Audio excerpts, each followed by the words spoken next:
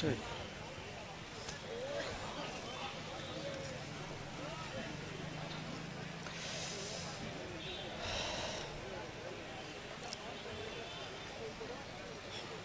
السلام علیکم ورحمۃ اللہ وبرکاتہ۔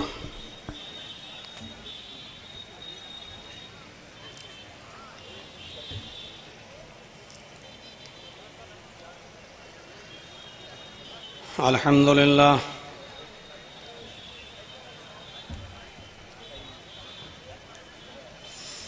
الحمد للہ نحمدہ ونستعینہ ونستغفرہ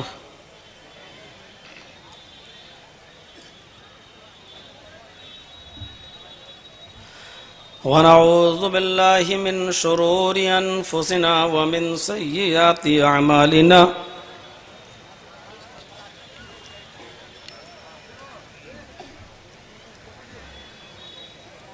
من يهد الله فلا مضل له ومن يضلل فلا هادي له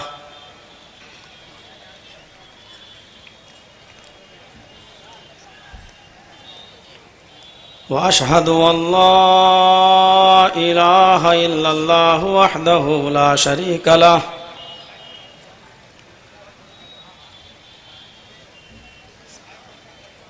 وأشهد أن محمدًا عبده ورسوله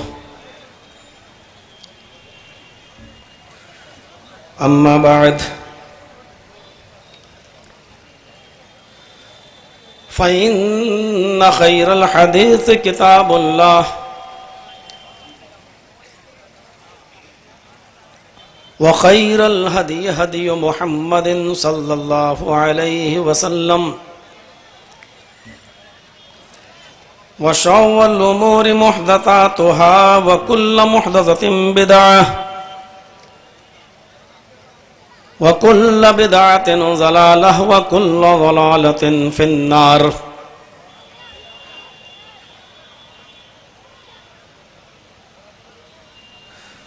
أعوذ بالله من الشيطان الرجيم،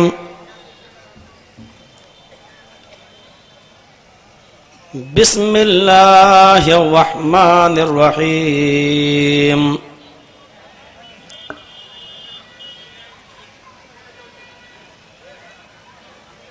وما خلقت الجن والانس الا ليعبدون۔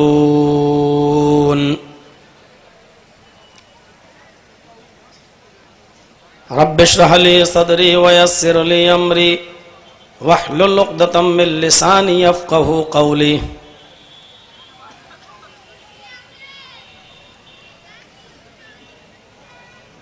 اسٹیج پر تشریف فرما نہایت ہی موقر اور محترم علماء کرام،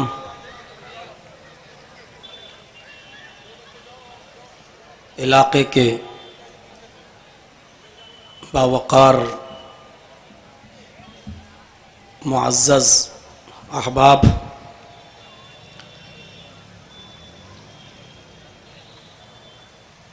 مئو ضلع کے اطراف و اکناف سے اور قرب و جوار سے تشریف لانے والے اور اس اجتماع میں اجلاس میں اکٹھا ہونے والے محترم سامعین حضرات، ایک سائیڈ میں بیٹھی ہوئی اسلامی خواتین، پردہ نشین پیاری ماں اور بہنوں، قوم و ملت کے لائق بر نوجوانوں، مستقبل کے ہونہار عزیز بچوں، آپ نے مختلف عناوین پر مختلف علماء سے بہت ہی مفید اور خوبصورت تقریریں سماعت فرمائی ہیں۔ اللہ تعالی ہمیں عمل کی توفیق عطا فرمائے۔ میں نے خطبہ مسنونہ کے بعد جس آیت کی تلاوت کی ہے، آیت کا ایک ٹکڑا میں نے آپ کے سامنے پڑھا ہے اور اسی آیت کی کچھ وضاحت کر کے ہم اپنی جگہ لے لیں گے۔ میرا موضوع یا میرا ٹاپک، جس سبجیکٹ پر، جس عنوان پر میں بولنا چاہتا ہوں، وہ آیت سے آپ نے اندازہ لگا لیا ہوگا، عبادت، پرستش۔ ہم اس کو ہندی میں بھکتی، پوجا بول سکتے ہیں۔ اس موضوع پر بہت سی تقریریں ہو چکی ہیں، لوگوں نے سنا ہے، علماء نے خطاب کیے ہیں۔ یہ کوئی نیا ٹاپک نہیں ہے، کوئی نیا موضوع نہیں ہے، لیکن آج میں بس یہ بتانا چاہتا ہوں کہ عبادت کی روح کیا ہے۔ ہماری جو عبادتیں ہم جو کر رہے ہیں اللہ تبارک و تعالیٰ کی، وہ عبادت کیسی ہونی چاہیے، اور اس عبادت کے اندر مین چیز کیا ہونی چاہیے۔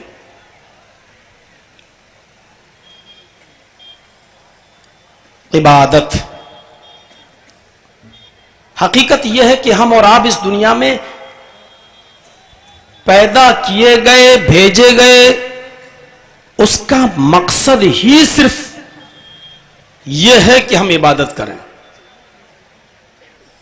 اور پورے سمندر کو اللہ تبارک و تعالیٰ نے کوزے میں بند کرتے ہوئے کہا، وَمَا خَلَقْتُ الْجِنَّ وَالْإِنسَ إِلَّا لِيَعْبُدُونَ۔ ہماری پوری زندگی کا ایک مقصد بتا دیا ہے، دنیا میں تمہیں کیوں بھیجا گیا ہے، دنیا میں تم کیوں آئے ہو، تمہاری پیدائش کا، تمہاری تخلیق کا مقصد کیا ہے۔ میں نے جنوں کو اور انسانوں کو صرف محض اپنی عبادت کے لیے پیدا کیا ہے۔ وما خلقت الجن والانس الا لیعبدون۔ جنوں کو اور انسانوں کی تخلیق کا مقصد، ان کی پیدائش کا مقصد، اس دنیا میں ان کو بھیجنے کا مقصد، ان کے رچنا کا مقصد، اس سرشٹی کو رچانے کا مقصد صرف کیول یہ ہے کہ تم میری ہی بھکتی کرو، میری ہی پوجا کرو، میری ہی عبادت کرو، اور کچھ نہیں۔ اب یہ ہماری غلط فہمی ہے کہ ہم حیا علی الصلاۃ اور حیا علی الفلاح کی آواز سنیں اور مسجد میں چلے جائیں اور نماز پڑھتے ہوئے باہر نکل آئیں اور ہم یہ سمجھ لیں کہ ہم نے عبادت کر لی ہے۔ اور جب کوئی علماء، عالم آپ کے سامنے تقریر کرنے آئے اور وہ یہ کہے کہ اس دنیا میں ہماری پیدائش کا مقصد صرف عبادت ہی ہے اور کچھ نہیں، تو اب وہ یہ کہنے لگے لوگ، بس ہم رات و دن سجدے ہی کرتے رہیں، نماز ہی پڑھتے رہیں۔ اگر ہم دن بھر نمازیں پڑھتے رہیں، روزے رکھتے رہیں، رات بھر عبادت کرتے رہیں، تو ہمارے بچوں کو کھلائے گا کون؟ تمہارا باپ۔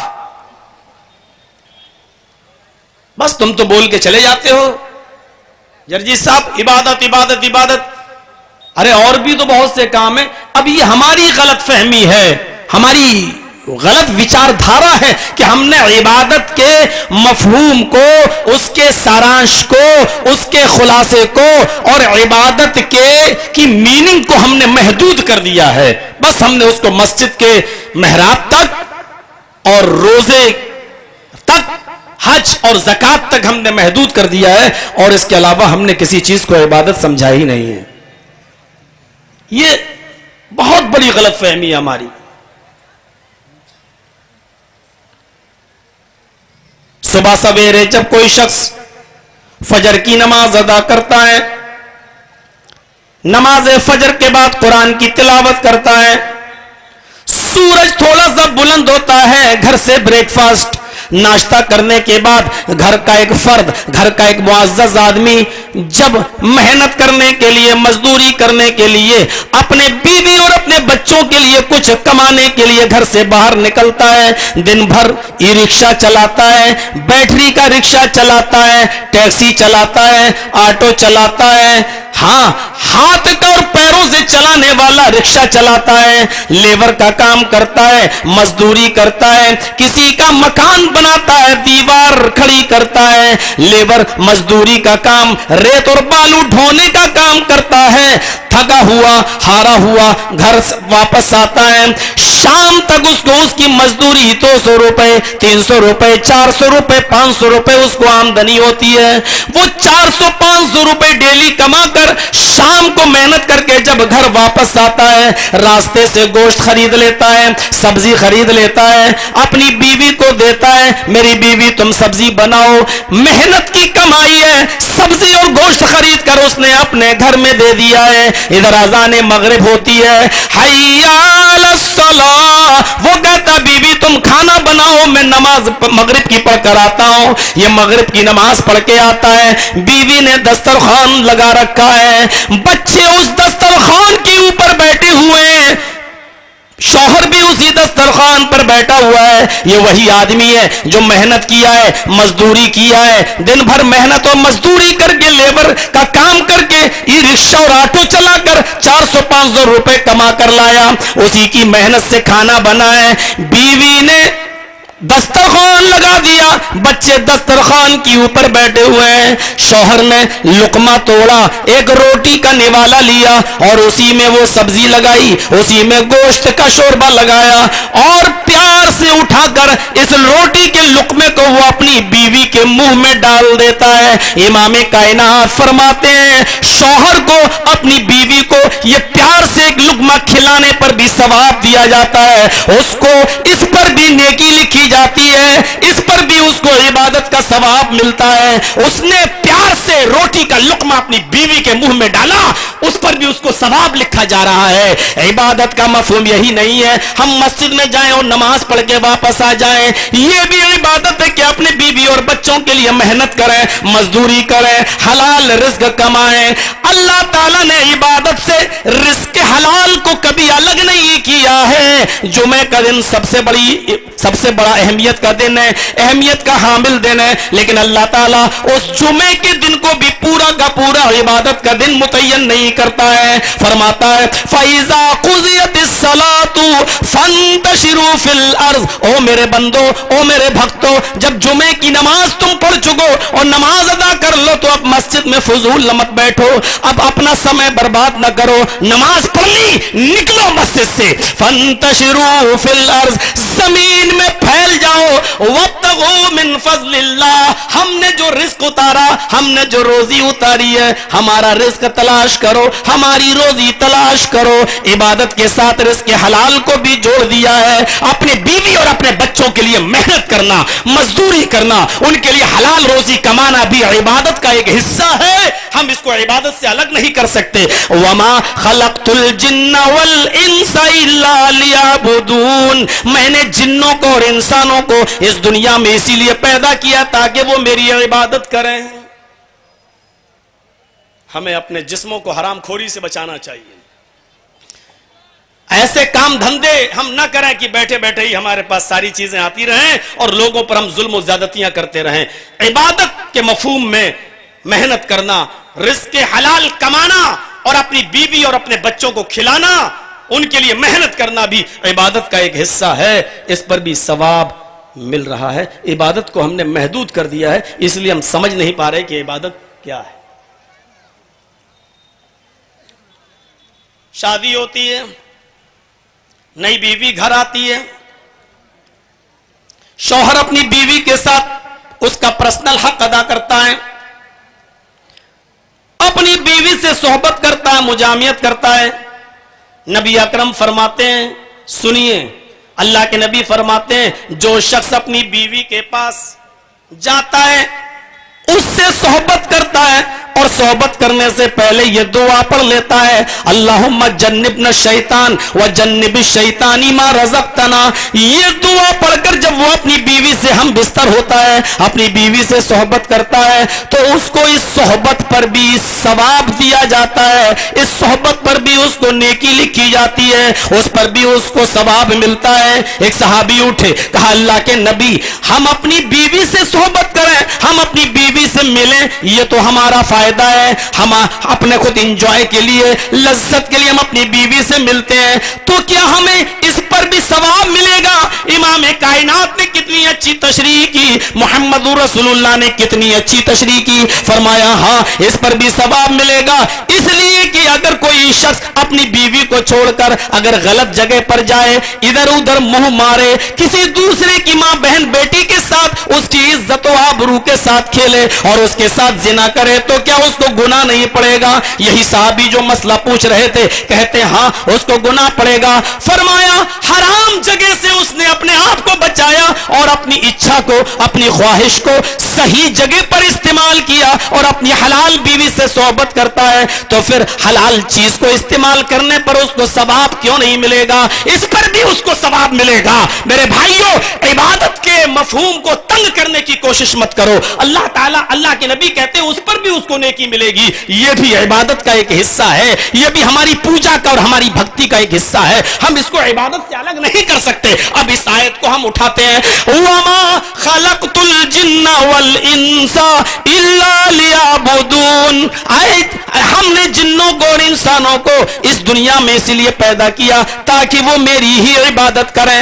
اب ہم سمجھ لیں اور غور کریں، صرف 5 وقت کا نماز پڑھ لینا اور رات میں اٹھ کر تہجد کی نماز پڑھ لینا، رمضان کے روزے رکھ لینا، یہی عبادت نہیں ہے۔ عبادت کا مفہوم اور عبادت کی میننگ میں بہت وسیع ہے، عبادت کو آج ہم نے تنگ کر دیا ہے۔ 4 چیزوں کو ذرا ذہن میں رکھیے۔ اب آئیے واقعات کی طرف میں آتا ہوں، لیکن پہلے عبادت کی ایک تعریف کر دوں۔ عبادت کیا ہے؟ 4 چیزیں یاد رکھیے، ایک ہے عبد، ایک ہے عبادت، اور ایک چیز ہے عابد، اور ایک چیز ہے معبود۔ ہم اور آپ کون ہیں؟ عبد، بندے۔ عبد کی میننگ ہوتی ہے غلام۔ ظاہر ہے کہ اگر ہم غلام ہیں تو ہمارا مالک کوئی ہوگا، اور وہ ہے معبود، وہی ہمارا مالک ہے، اور اس نے ہمیں اور آپ کو عبد کہا ہے۔ عبد، غلام۔ غلام میں اور ملازم میں فرق ہوتا ہے، غلام میں اور ملازم میں فرق ہوتا ہے۔ ملازم کس کو کہتے ہیں؟ ہم سرکاری ملازم ہیں، گورنمنٹ سروینٹ ہیں، کسی اسکول، سرکاری اسکول میں ہم ٹیچر ہیں، ہماری ڈیوٹی ہے 10 بجے اسکول میں جائیں گے اور 5 بجے چھٹی ہوگی، اتنی دیر کے لیے ہم نوکر ہیں، یہ ہماری ملازمت ہے۔ اور گورنمنٹ جس کے ہم سروینٹ ہیں، وہ گورنمنٹ جو ہماری مالک ہے، ہم سے صرف اتنا ہی کام لے سکتی ہے جتنے کے ہم پابند ہیں، 10 بجے سے لے کر 5 بجے تک، بس 6 بجے ہم سے کام نہیں لے سکتی ہے، کیونکہ 6 بجے تک ہمارا عہد و پیمان اقرار نہیں ہے۔ ہم پڑھانے کے لیے اسکول میں ہماری جاب ہے، اب گورنمنٹ ہم سے پانی پلوانے کا کام نہیں کر سکتی ہے، کیونکہ ہمیں نوکری پڑھانے کی ملی ہے۔ ہم جس کے بھی غلام، جس کے بھی سروینٹ ہیں، ملازم ہیں، جس کام کو اس نے ہمیں سونپا ہم وہی کام کریں گے، دوسرا کام نہیں۔ 9 بجے سے لے کر 5 بجے تک ہماری ڈیوٹی، ہم 6 بجے نہیں کام کریں گے، اور تم کروا بھی نہیں سکتے ہو، کیونکہ 6 بجے تک کام کرنے کا مکلف نہیں ہے۔ اس کو کہتے ہیں سروینٹ۔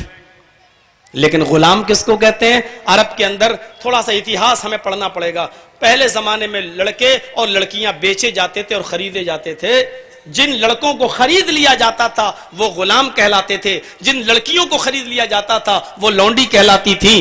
غلام سے ہم جو کام لینا چاہے لے سکتے تھے، کیونکہ ہم نے خرید لیا ہے، ہم نے قیمت دی، اس کے رشتہ داروں سے یا اس کے ماں باپ سے ہم نے اس کو خرید لیا، قیمت ہم دے چکے، اب یہ ہمارا غلام ہے. ہمارے بچوں کو اسکول چھوڑنے بھی جائے گا، اسکول سے لے کر بھی آئے گا، ہمارا کھانا بھی بنائے گا، ہمارے لیے دسترخوان بھی لگائے گا، ہماری بکریوں کو جنگل میں چرانے کے لیے بھی لے جائے گا، لے کر بھی آئے گا، ہمارے لیے گوشت سبزی بازار سے خرید کر بھی لائے گا، تیل مرچ مسالہ بھی لینے جائے گا. اور رات میں اگر ہمیں ضرورت پڑ جائے تو رات میں بھی ہم اس کو اٹھا کر اس سے کام لیں گے، جہاں بھیجنا چاہیں گے بھیجیں گے، اور اس کو میرا کام کرنا پڑے گا، کیونکہ وہ میرا غلام ہے، میرا ملازم نہیں ہے. ہمیں جس وقت بھی اس کی ضرورت پڑے گی اس کو میرا کام کرنا پڑے گا. ہم اللہ کے غلام ہیں، ملازم نہیں ہے. 5 وقت کی نماز پڑھ لینے کے بعد ہماری ڈیوٹی ختم نہیں ہو جاتی ہے. رمضان کے پورے مہینے کے روزے رکھنے کے بعد ہماری ڈیوٹی ختم نہیں ہو جاتی ہے. حج کر دینے کے بعد ہماری ڈیوٹی ختم نہیں ہو جاتی ہے. تمہارے پڑوس میں ایک آدمی ہے بھوکا سو رہا ہے، اس کے بارے میں تمہیں معلوم ہے کہ اس کے بچہ بیمار ہے، اس کے پاس علاج کے لیے پیسہ نہیں ہے، اس کے گھر میں چولہا نہیں جلا ہے، تمہیں اللہ نے دولت دی ہے، اگر تمہیں معلوم ہو گیا کہ اس گھر میں چولہا نہیں جلا ہے، یہ آدمی بھوکا سویا ہے، تم عشاء کی نماز پڑھ کے ہی کیوں نہ سو جاؤ، تم تہجد کی نماز پڑھنے کے لیے ہی کیوں نہ اٹھ جاؤ، تم رات بھر عبادت ہی میں کیوں نہ گزار دو. اگر تمہیں معلوم ہے کہ اس گھر میں چولہا نہیں جلا اور اس کے بچے بھوکے سو رہے ہیں تو تمہاری رات بھر کی عبادت بیکار ہے. اللہ کے نبی فرماتے واللہ لا یؤمن، واللہ لا یؤمن، واللہ لا یؤمن. یہ آدمی مومن نہیں، یہ آدمی مومن نہیں، یہ آدمی مومن نہیں جو خود پیٹ بھر کے کھانا کھا لے اور اس کا پڑوسی بھوکا سو جائے، اس کے بچے بھوکے سو جائیں، رات بھر نماز پڑھنے کے باوجود تم مومن نہیں، رات بھر عبادت کرنے کے باوجود مومن نہیں، دن بھر روزہ رکھنے کے باوجود بھی ہمارا ایمان مکمل نہیں ہے. میرے بھائیوں، ہماری ڈیوٹی نماز اور روزہ رکھ لینے سے ختم نہیں ہو جاتی ہے، کیونکہ ہم اللہ کے غلام ہیں. اللہ نے فرمایا میرے بندوں میں نے اپنی جنت کو بیچ دیا ہے، ہم نے تمہاری جانوں اور تمہارے مالوں کے عوض، تمہاری جان ہمارے لیے، تمہارا مال ہمارے لیے، یہ 2 چیزیں تم ہمیں دے دو، ہم اپنی جنت تمہیں دے دیتے ہیں. اب ہم اللہ کے غلام ہیں، ہمیں جب بھی اللہ تعالیٰ کو ہماری ضرورت پڑے گی ہمیں اس وقت اس کا کام کرنا ہے. ہمیں ظہر بھی پڑھنا ہے، عصر بھی پڑھنا ہے. رات کے اندر اگر اسلام کی اور ایمان کی حفاظت کے لیے، قرآن کی حفاظت کے لیے، عظمت رسول کی حفاظت کے لیے اگر ہمیں اپنی جان کا نذرانہ دینا پڑے تو ہمیں اپنی جان بھی دینا ہے. یہی تمام چیزیں، کیونکہ ہم اللہ کے غلام ہیں، ملازم نہیں. چند نیکیاں کر کے ہماری ڈیوٹی ختم نہیں ہو جائے گی. ہم عبد ہیں، ہم عبد ہیں، اور یہ عبد بہت پیارا لفظ ہے. اللہ نے یہ بڑے بڑے پیغمبر اور بڑے بڑے نبیوں کے لیے بھی نبی کا لفظ استعمال نہ کر کے عبد کا صیغہ استعمال کیا ہے. میرے بھائیوں ذرا غور کرو، جب ہمارے نبی محمد رسول اللہ کو معراج ہوئی، جب بیت المقدس سے پھر آپ سفر آسمان کی طرف گئے، جنت و جہنم دیکھ کر آئے، اس جگہ پر بھی اللہ تبارک و تعالی نے لفظ رسول استعمال نہیں کیا، لفظ نبی استعمال نہیں کیا، بلکہ اپنے نبی کے لیے لفظ عبد استعمال کیا. سبحان الذی اسری بعبدہ، سبحان الذی اسری بعبدہ. بابرکت ہے، پاک ہے، پوتر ہے ایشور کی وہ ذات، اللہ کی وہ ذات جو لے گئی اپنے بندے کو. یہاں پر بھی عبد کا ہے، اس لیے کہ اللہ کی سب سے زیادہ غلامی اور اللہ کی غلامی کا سب سے بڑا حق اسی بندے نے جناب محمد رسول اللہ نے کیا ہے، اس سے بڑھ کر غلامی کسی نے نہیں کی ہے. اس لیے اللہ تعالیٰ نے لفظ عبد کہہ کر نبی اور رسول کا لفظ بھی استعمال استعمال نہیں کیا. اس کو اچھا لگا کہ ہم اس جگہ پر اپنے بندے کو, اپنے نبی کو اپنا غلام کہیں, اس لیے کہ وہ مجھے اپنا مالک مان رہا ہے اور اپنے آپ کو میرا غلام. سبحان الذی اسری بعبدہ لیلا من المسجد الحرام الی المسجد الاقصی. بابرکت ہے وہ ذات جو لے گئی اپنے بندے کو, محمد رسول اللہ کو, رات ہی رات مسجد حرام سے بیت المقدس تک, مسجد حرام سے خانہ کعبہ سے مسجد بیت المقدس تک. بابرکت ہے وہ ذات. یہاں پر اللہ تعالیٰ نے یہ نہیں کہا سبحان الذی برسولہ یا سبحان الذی بنبیہ, یہ نہیں کہا, بلکہ یہ کہا سبحان الذی اسری بعبدہ. لفظ عبد استعمال کیا اس لیے کہ یہ بہت پیارا لفظ ہے. اللہ کو اچھا لگتا ہے اپنے بندے کو غلام کہنا. میرے بھائیوں, اچھا لگتا ہے, اور اسی لیے اللہ نے صرف یہ کہا میرے بندے میرے تو اتنے احسان ہے تیرے اوپر, لیکن میں نے کسی احسان کا بدلہ تجھ سے نہیں مانگا, صرف اتنا کر دے, اپنی پیشانی کو میرے سامنے جھکا دے, بس میرے گھر میں جا اور رکھ دے. دنیا کا قاعدہ ہے احتیاج طرفین سے ہوتا ہے. ہم دھوبی کے محتاج ہیں کہ وہ ہمارے کپڑے دھوئے, تو دھوبی ہمارا بھی محتاج ہے کہ وہ ہم سے پیسے لے. ہم ڈاکٹر کے محتاج ہیں کہ وہ ہمارا علاج کرے, تو ڈاکٹر ہمارا بھی محتاج ہے کہ وہ ہم سے پیسے لے. ہم اس مائک مین کے محتاج ہیں کہ وہ مائک لگائے تاکہ دور تک ہماری آواز جا سکے, تو مائک مین اور ٹیوب لائٹ اور لائٹنگ کے یہ کام کرنے والے ہمارے بھی محتاج ہیں کہ وہ ہم سے اس کی پیسے لیں. ہم اشیاء خورد و نوش کے محتاج ہیں کہ یہ کھانے پینے کی چیزیں ہمیں ملیں, تو ان کے بیچنے والے بھی ہمارے محتاج ہیں کہ وہ ہم سے پیسے لیں. لیکن تھوڑی دیر کے لیے یہاں پر آئیے اصول بدل جاتا ہے. ہم سورج کے محتاج ہیں, لیکن سورج ہمارا ذرہ برابر محتاج نہیں. ہم چاند کی روشنی کے محتاج ہیں, لیکن چاند ہمارا ذرہ برابر محتاج نہیں. ہم آسمان سے بارش کے محتاج ہیں, ہمارے کھیتوں میں پانی آئے لیکن بارش ہماری ذرہ برابر محتاج نہیں. یہاں اصول بدل جاتا ہے. گورنمنٹ ہمارے کھیتوں کو پانی دیتی ہے تو ہر گھنٹے کے حساب سے اس پر ٹیکس لیتی ہے. گورنمنٹ ہمارے گھروں میں بجلی دیتی ہے تو میٹر میں ریڈنگ کی شکل میں بل آتا ہے, وہ ہمیں روشنی دیتی ہے تو اس پر بل لیتی ہے. ہم بجلی اور کرنٹ سے اے سی اور پنکھے چلاتے ہیں, جو ہوا مصنوعی ہوا استعمال کرتے ہیں. گورنمنٹ اگر ہمیں مصنوعی ہوا دیتی ہے تو اس پر ہم سے ٹیکس لیتی ہے. لیکن یہاں اصول بدل جاتا ہے. 1,40,00,000 ڈگری سینٹی گریڈ گرمی سے چمکنے والا یہ سورج, اس کی روشنی ہمیں ملتی ہے, لیکن آج تک اللہ نے اس پر ہم سے ٹیکس نہیں مانگا. آسمان سے موسلادھار بارش ہوتی ہے, لیکن آج تک اللہ تعالیٰ نے نہیں کہا میرے بندو میں نے تمہارے کھیتوں کو پانی دیا, مجھے اس کا بدل دو, مجھے اس پر ٹیکس دو. یہ ہوا جو ہمیں چلتی ملتی ہے, جس کو اگر روک دیا جائے تو ہماری زندگی خطرے میں.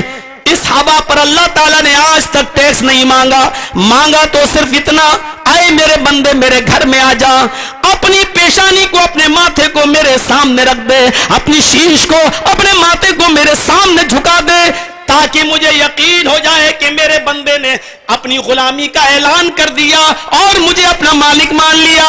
ایک بندہ جب اپنے ماتھے کو اپنے شیش کو میرے سامنے زمین پر رکھ دیتا ہے, وہ اس بات کا اعلان کر دیتا ہے آئے اللہ دیکھ میں تیرا غلام ہوں تو میرا مالک ہے. اور اللہ بھی فخر کے ساتھ فرشتوں سے کہتا ہے آئے فرشتوں دیکھ لو میرے بندوں نے مجھے دیکھا نہیں لیکن میری غلامی کا توق اپنے گلے میں ڈالنے کے لیے تیار ہے.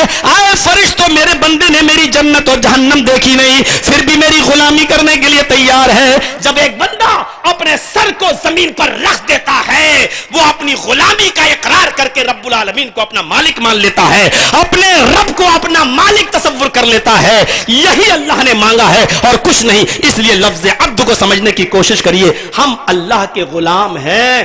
یہاں اذان کی آواز آتی حی علی الصلاۃ, ہم دکانوں پر بیٹھ کر ساڑی کا حساب کتاب کرتے رہتے ہیں. یہاں ہمیں دیکھنا چاہیے کہ ہم اللہ کے عبد ہیں یا نہیں, ہم نے اللہ کی غلامی کی یا نہیں. مؤذن پکار رہا ہے, رب العالمین کا ایلچی کہہ رہا ہے نماز کی طرف آ جا, لیکن ہم دیکھ رہے ہیں کہ ہم اپنی دکانوں پر بیٹھ کر حساب و کتاب لین دین میں لگے ہوئے ہیں. اب ہمیں دیکھنا ہے کہ ہم اللہ کے عبد ہیں یا نہیں, بندے ہیں یا نہیں. اس کی غلامی کا اقرار ہم نے جو کیا ہے وہ حقیقت میں ہم اس کے غلام ہے یا نہیں, ہم عبد ہیں. یہاں پہلا لفظ ہے عبد,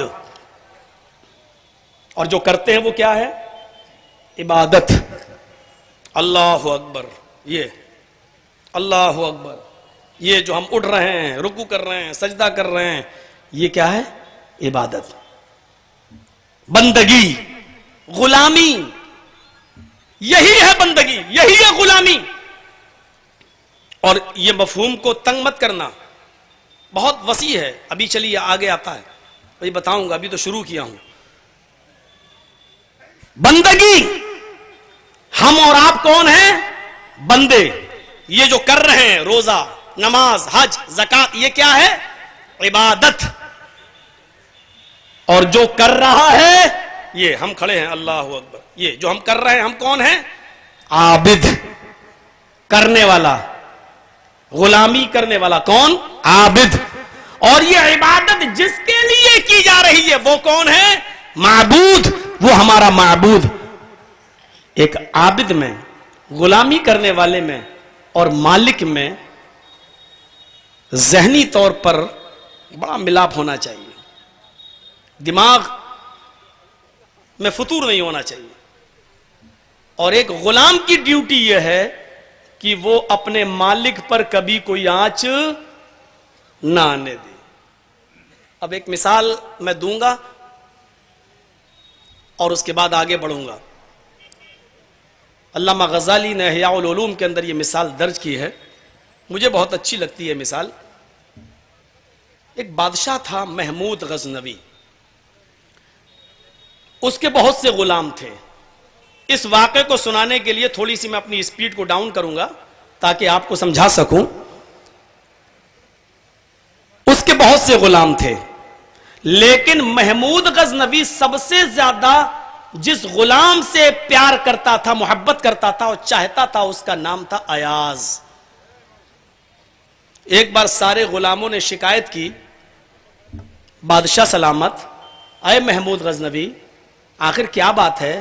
ہم بھی تو آپ کے غلام ہیں، آپ ہمیں اتنا پیار نہیں کرتے جتنا ایاز کو کرتے ہو.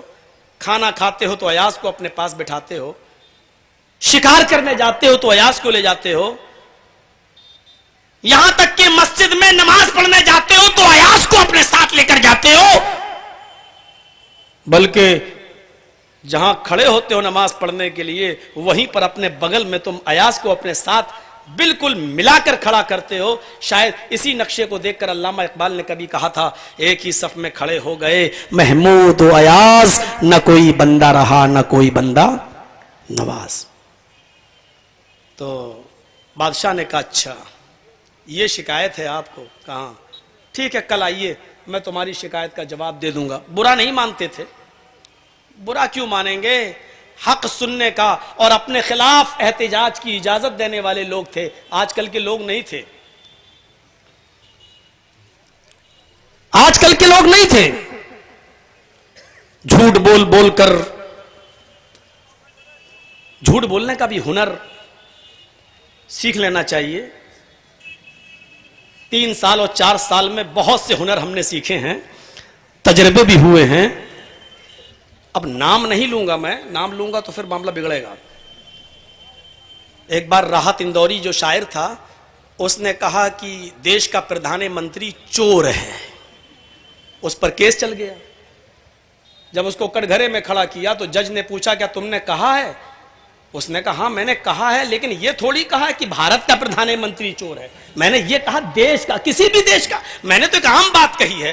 تو کچھ چیزیں اپنے بچاؤ کے لیے بھی ہونی چاہیے. تو میرے بھائیوں، ہنر سیکھنا چاہیے اور بچنا چاہیے. سیکھنے کا مطلب یہ نہیں کہ بولنے کے لیے، تجربے حاصل کرنے کے لیے. حق بات سننے کی چھمتا تھی ان کے اندر. غلاموں نے شکایت کی، محمود غزنوی نے اس شکایت کو سنا، کہا کل جواب دوں گا. اور اس نے جواب دینے کے لیے کون سا طریقہ استعمال کیا؟ ڈائمنڈ لے لیا، ایک ایک ہار، ڈائمنڈ، ہیرا، بہت قیمتی چیز تھی ہیرا. اور اس نے سارے غلاموں کو ایک ایک ڈائمنڈ، ایک ایک ہیرا دے دیا.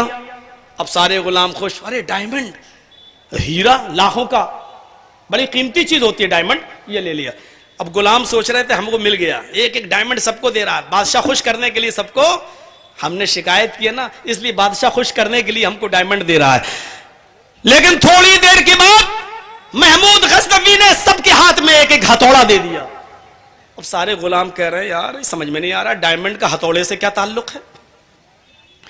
یک بیگ حکم ہوتا ہے آئے غلاموں اپنے ڈائمنڈ کو زمین کے اوپر رکھ دو. کمینہ جب رکھوانا ہی تھا تو دیا کیوں؟ بہرحال حکم تھا رکھ دیا. محمود غزنوی نے کہا تمہارے ہاتھ میں کیا ہے؟ کہا ہتھوڑا.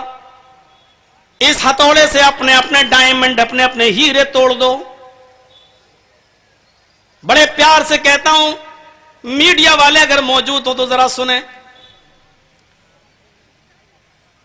جیسے ہی محمود غزنوی نے حکم دیا کہ اس ڈائمنڈ کو اپنے ہتھوڑوں سے توڑ دو، اٹھایا ہتھوڑا، دل تو نہیں کر رہا تھا توڑنے کا، لیکن اٹھا کر سب نے مارا کیونکہ بادشاہ کا حکم تھا. سب نے توڑ دیا ڈائمنڈ. نمبر ایاز کا تھا، ایاز نے بھی توڑ دیا. اب بادشاہ نے ایک ایک کر کے بلایا، اے ادھر آؤ. جی کیا؟ ڈائمنڈ توڑ دیا. کیوں توڑا؟ آپ ہی نے تو کہا تھا. او میرے کہنے سے توڑا؟ جی چلو. دوسرے کو بلا، ادھر آؤ، تم نے کیوں توڑا؟ صاحب آپ کا حکم تھا توڑ دیا. تیسرے کو بلایا، ادھر آؤ، تم نے کیوں توڑا؟ صاحب آپ کا حکم تھا توڑ دیا. 20 22 جتنے غلام تھے سب نے یہی جواب دیا. ایک دو نے چاپلوسی بھی کی. ارے صاحب ڈائمنڈ کیا بیچتا ہے؟ آپ کا حکم ڈائمنڈ سے زیادہ قیمتی ہے. آپ کا حکم نکلا، میں نے توڑ دیا. ڈائمنڈ ہیرا کیا، ہم اپنی جان تک قربان کر دیں گے آپ کے حکم کے آگے. چاپلوس یہی لوگ ہوتے ہیں، منہ پر تعریف کرنے والے. آپ کا حکم تھا توڑ دیا. دھیرے دھیرے ایاز کی باری آئی. ایاز نے بھی توڑا تھا ڈائمنڈ، ہیرا اس نے بھی توڑا تھا. لیکن دھیرے دھیرے جب ایاز کی باری آئی، ادھر آؤ، تم نے کیوں توڑا؟ ایاز کا جواب سنو. توڑا اس نے بھی تھا، بادشاہ کا حکم اس کو بھی تھا، لیکن ایاز کا جواب دیکھو جو تمام غلاموں سے الگ. اور بادشاہ نے کہا دیکھو اے غلاموں، اس لیے مجھے ایاز سے محبت ہے. پوچھا ایاز ہیرا تم نے کیوں توڑا؟ ایاز نے کہا بادشاہ سلامت، آپ کی زبان سے حکم نکلا ہیرا توڑ دو، میرے کانوں نے آپ کا حکم سنا، لیکن یہ میرے دماغ کا قصور تھا کہ میں آپ کی بات سمجھ نہ سکا. یہ میرے دماغ کا فطور تھا، یہ میری عقل کی کمزوری تھی کہ میں سمجھ نہیں سکا آپ کیا کہنا چاہتے تھے، اور کم عقلی کی وجہ سے میں نے ہیرا توڑ دیا. میرے دماغ میں جو کیڑا تھا کم عقلی کا، میں نے اس وجہ سے ہیرا توڑ دیا. آپ کا کوئی قصور نہیں. آپ نے کہا توڑو، یہ میرے دماغ کا قصور تھا کہ میں آپ کی بات کو سمجھ نہیں پایا، اور ناقص عقل ہونے کی وجہ سے، کمزور دماغ ہونے کی وجہ سے، آپ کی بات کو نہ سمجھوانے کی وجہ سے، یہ میری عقل کی کمزوری تھی، یہ میری عقل کا قصور تھا کہ میں نے ہیرا توڑ دیا. محمود غزنوی مسکرایا اور غلاموں سے کہنے لگا دیکھا، ہیرا توڑنے کا حکم میں نے اس کو بھی دیا تھا، تمہیں بھی دیا تھا، لیکن جب تم سے پوچھا کہ تم نے ہیرے کیوں توڑے تو تم نے ڈائریکٹ میرا نام لے لیا. لیکن جب میں نے ایاز سے پوچھا ایاز تم نے ہیرا کیوں توڑا، تو اس نے میرے اوپر کوئی آنچ نہیں آنے دی اور صاف کہہ دیا یہ میری عقل کا قصور تھا کہ میں آپ کی بات کو سمجھ نہیں پایا. بادشاہ خوش ہو گیا کیونکہ غلام نے اپنے مالک کے اوپر کوئی آنچ نہیں آنے دی. یہی ربط ہونا چاہیے ایک بندے میں اور اس کے مالک اللہ میں. اللہ کے نبی فرماتے ہیں من یہدہ اللہ فلا مضل لہ ومن یضلل فلا ہادی لہ. اللہ جس کو گمراہ کر دے کوئی ہدایت نہیں دے سکتا، اور جس کو ہدایت دے دے اس کو کوئی گمراہ نہیں کر سکتا. جب ایک بندہ گمراہی کے راستے پہ چلنے لگے، پت بھرشٹ ہو جائے، شراب پینے لگے، جوا کھیلنے لگے، بے نمازی ہو جائے اور زناکار بن جائے، پاپی ہو جائے، جواری ہو جائے، جب گناہ کے سارے عیب اس کے اندر پائے جانے لگے اور جب اس سے پوچھا جائے تو جوا کیوں کھیلتا ہے، تو زنا کیوں کرتا ہے، تو شراب کیوں پیتا ہے، تو وہ اپنے رب کے اوپر کوئی آنچ نہ آنے دے، وہ اپنے مالک کے اوپر کوئی آنچ نہ آنے دے. وہ یہ نہ کہے کہ میرے رب کے حکم سے ایسا ہو رہا ہے، مجھے اللہ جوا کھلوا رہا ہے، اللہ شراب پلوا رہا ہے، اللہ زنا کروا رہا ہے، اللہ ہمیں بے نمازی بنا رہا ہے. وہ یہ نہ کہے بلکہ اپنے رب کے اوپر وہ کوئی آنچ نہ آنے دے. جب وہ گناہوں کے کام کرنے لگے تو وہ یوں کہے مجھے شیطان نے غلط راستے پہ لگا دیا, مجھے شیطان نے بہکا دیا, مجھ سے شیطان یہ غلط کام کرا رہا ہے. اللہ نہیں چاہتا, وہ تو غفور الرحیم ہے, وہ تو بڑا مہربان ہے, وہ نہیں چاہتا کہ میرا بندہ گناہ کے راستے پہ چلے. یہ سارے کام میری عقل کا قصور ہے کہ میں کر رہا ہوں, شیطان کی باتوں میں اور بہکاوے میں آ کر میں یہ کام کر رہا ہوں. اس میں میرے رب کا کوئی قصور نہیں. وہ اپنے رب کے اوپر بات نہ آنے دے, آنچ نہ آنے دے. لیکن اگر وہ دین کے راستے پر, صحیح راستے پر, ہدایت کے راستے پر, مارگدرشک راستے پر, صحیح راستے پر, ستیہ مارگ پر چلنے لگے تو پھر وہ یہ کہے کہ اللہ نے, میرے رب نے میرے اوپر رحم کیا, اللہ نے مجھے صراط مستقیم دیا, اللہ نے مجھے سدبدھی پردان فرمائی, اللہ نے مجھے سیدھے راستے پر, سچے راستے پر اللہ نے مجھے لگایا, اللہ نے مجھے ہدایت دی. اگر اچھے کام کرے تو اللہ کا نام لے, اور برا کام جب کرنے لگے تو وہ شیطان کی طرف منسوب کرے, اپنے رب کے اوپر آنچ نہ آنے دے. جب ایک ایاز سے اس کا مالک محمود اس لیے خوش ہو رہا ہے کہ حکم دینے کے باوجود بھی جب اس نے اس کا نام نہیں آنے دیا اور اپنے مالک کو بچا لیا, تو پھر میرے بھائیو وہ اللہ اپنے بندے سے کتنا خوش ہوگا. جب بندہ یہ کہتا ہے کہ مجھے شیطان نے غلط راستے پہ چلایا, اہدنا الصراط المستقیم, اے اللہ مجھ کو سیدھے راستے پہ چلا, اے اللہ مجھ کو سچے راستے پہ چلنے کی توفیق عطا فرما, اے اللہ مجھے ان گناہوں سے بچا لے. میرے بھائیو یہی ایک بندے میں اور معبود میں, ایک عابد میں اور معبود میں فرق ہونا چاہیے, ایک غلام میں اور مالک میں فرق ہونا چاہیے. اور اللہ کا سچا بندہ جب گناہ کے کام کرے تو اپنے معبود پر, اپنے مالک پر آنچ نہ آنے دے. یہ ایک ربط ہونا چاہیے. اب آئیے, عبد, عبادت, عابد اور معبود کی ہلکی سی تشریح کے بعد عبادت کی تعریف کیا ہے. عبادت کے مفہوم میں کون سی چیز شامل ہے؟ شاہ ولی اللہ محدث دہلوی رحمت اللہ علیہ نے اپنی مایا ناز تصنیف حجت اللہ البالغہ کے اندر عبادت کی تعریف یوں کی ہے, وَعْلَمْ أَنَّ النِّيَّةَ رُوحٌ وَالْعِبَادَةَ جَسَدٌ وَلَا حَيَاةَ لِلْجَسَدِ بِدُونِ الرُّوحِ وَلِذَلِكَ قال اللہ تبارک و تعالی لن ینال اللہ لحومها ولا دماؤها ولكن ینالہ التقوی منکم. یہ عبادت کی تعریف کی ہے شاہ ولی اللہ محدث دہلوی رحمت اللہ علیہ نے اپنی کتاب حجت اللہ البالغہ کے اندر. اب اس کے مفہوم کو سمجھیے, جان لو ان النیت روح, نیت آتما ہے, نیت روح ہے, والعبادت جسد, اور عبادت تو ایک جسم ہے, ایک باڈی ہے. عبادت ایک باڈی ہے اور اس باڈی کے اندر جب تک روح نہیں ہوگی زندہ نہیں. ولا حیات للجسد بدون الروح, کوئی بھی جسم بغیر روح کے زندہ نہیں رہتا ہے. لہذا عبادت کی روح جب نیت ہے تو عبادت کی زندگی بھی بغیر نیت کے نہیں ہے. یعنی جب تک ہماری عبادت میں نیت اچھی شامل نہیں ہوگی ہماری عبادت بھی ڈیڈ باڈی ہے, ہماری عبادت بھی مردہ ہے. مولانا جرجیز کی قدر آپ اس لیے کر رہے ہیں کیونکہ میرے اندر روح ہے, اس لیے آپ چائے پلا رہے ہیں کیونکہ میرے اندر روح ہے, اس لیے کھانا کھلا رہے ہیں کیونکہ میرے اندر روح ہے, اس لیے فور ویلر پر بٹھا رہے ہیں کیونکہ میرے اندر روح ہے, اس لیے اس جلسے میں کھیدو پوری کے اس گراؤنڈ میں آپ مجھے بلا رہے ہیں کیونکہ میرے اندر روح ہے. ابھی یہ روح نکل جائے, ابھی یہ روح ہمارے جسم سے سرایت کر جائے, ہمارے جسم سے نکل جائے تو پھر آپ نہ کھانا کھلائیں گے, نہ چائے پلائیں گے, نہ فور ویلر پہ اٹھائیں گے بٹھائیں گے, نہ عزت کریں گے, نہ احترام کریں گے. ارے آپ تو آپ ٹھہرے ہیں. مولانا جرجیز کے بچے بھی 5, 6, 7, 8 گھنٹے سے زیادہ ان کو اس گھر میں نہیں رکھیں گے جو جرجیز نے بنایا ہے. مولوی جرجیز نے بڑا خوبصورت مکان بنایا, 3 منزل بلڈنگ بنائی, سنگ مرمر بچھا ہوا ہے, لوگ دیکھنے کے لیے میرے گھر کو دور دور سے آتے ہیں. آتے نہیں ہیں, سوچنا نہیں, وہ ایک مثال دے رہا ہوں میں.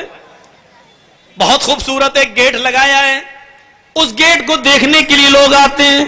جرجیت صاحب اس گیٹ کی خصوصیت کیا ہے؟ جرجیت صاحب نے چہرہ کیا، وہ میرے فیس سے کھلتا ہے، اس دروازے کی طرف چہرہ کیا، وہ اچانک کھل گیا، اور دوسرے لوگ چہرہ کرتے ہیں تو نہیں کھلتا، یہی خصوصیت ہے۔ ماشاءاللہ بہت، کہاں سے لائے؟ امریکہ سے منگایا۔ ایسی خوبصورت اے سی لگی ہوئی ہے، اے سی دیکھنے لوگ آ رہے ہیں۔ جرجیت صاحب کہاں سے منگائی؟ برطانیہ سے منگائی۔ خصوصیت کیا ہے؟ نہ ریموٹ سے چلتی ہے، نہ سوئچ دبانے کی ضرورت ہے، ہاتھ کی ایک تالی مارو کھل گئی،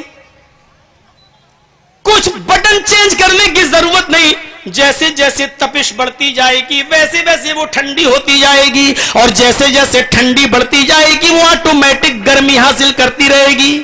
اچھا، جرجیت صاحب نے بڑی محنت کی، مکان بنایا، 3 منزل بلڈنگ بنائی، اے سی لگوایا، گیٹ لگوایا، اسی میں دادے عیش لے رہے ہیں، سوتے ہیں، اسی میں خوش ہیں، مگن ہیں۔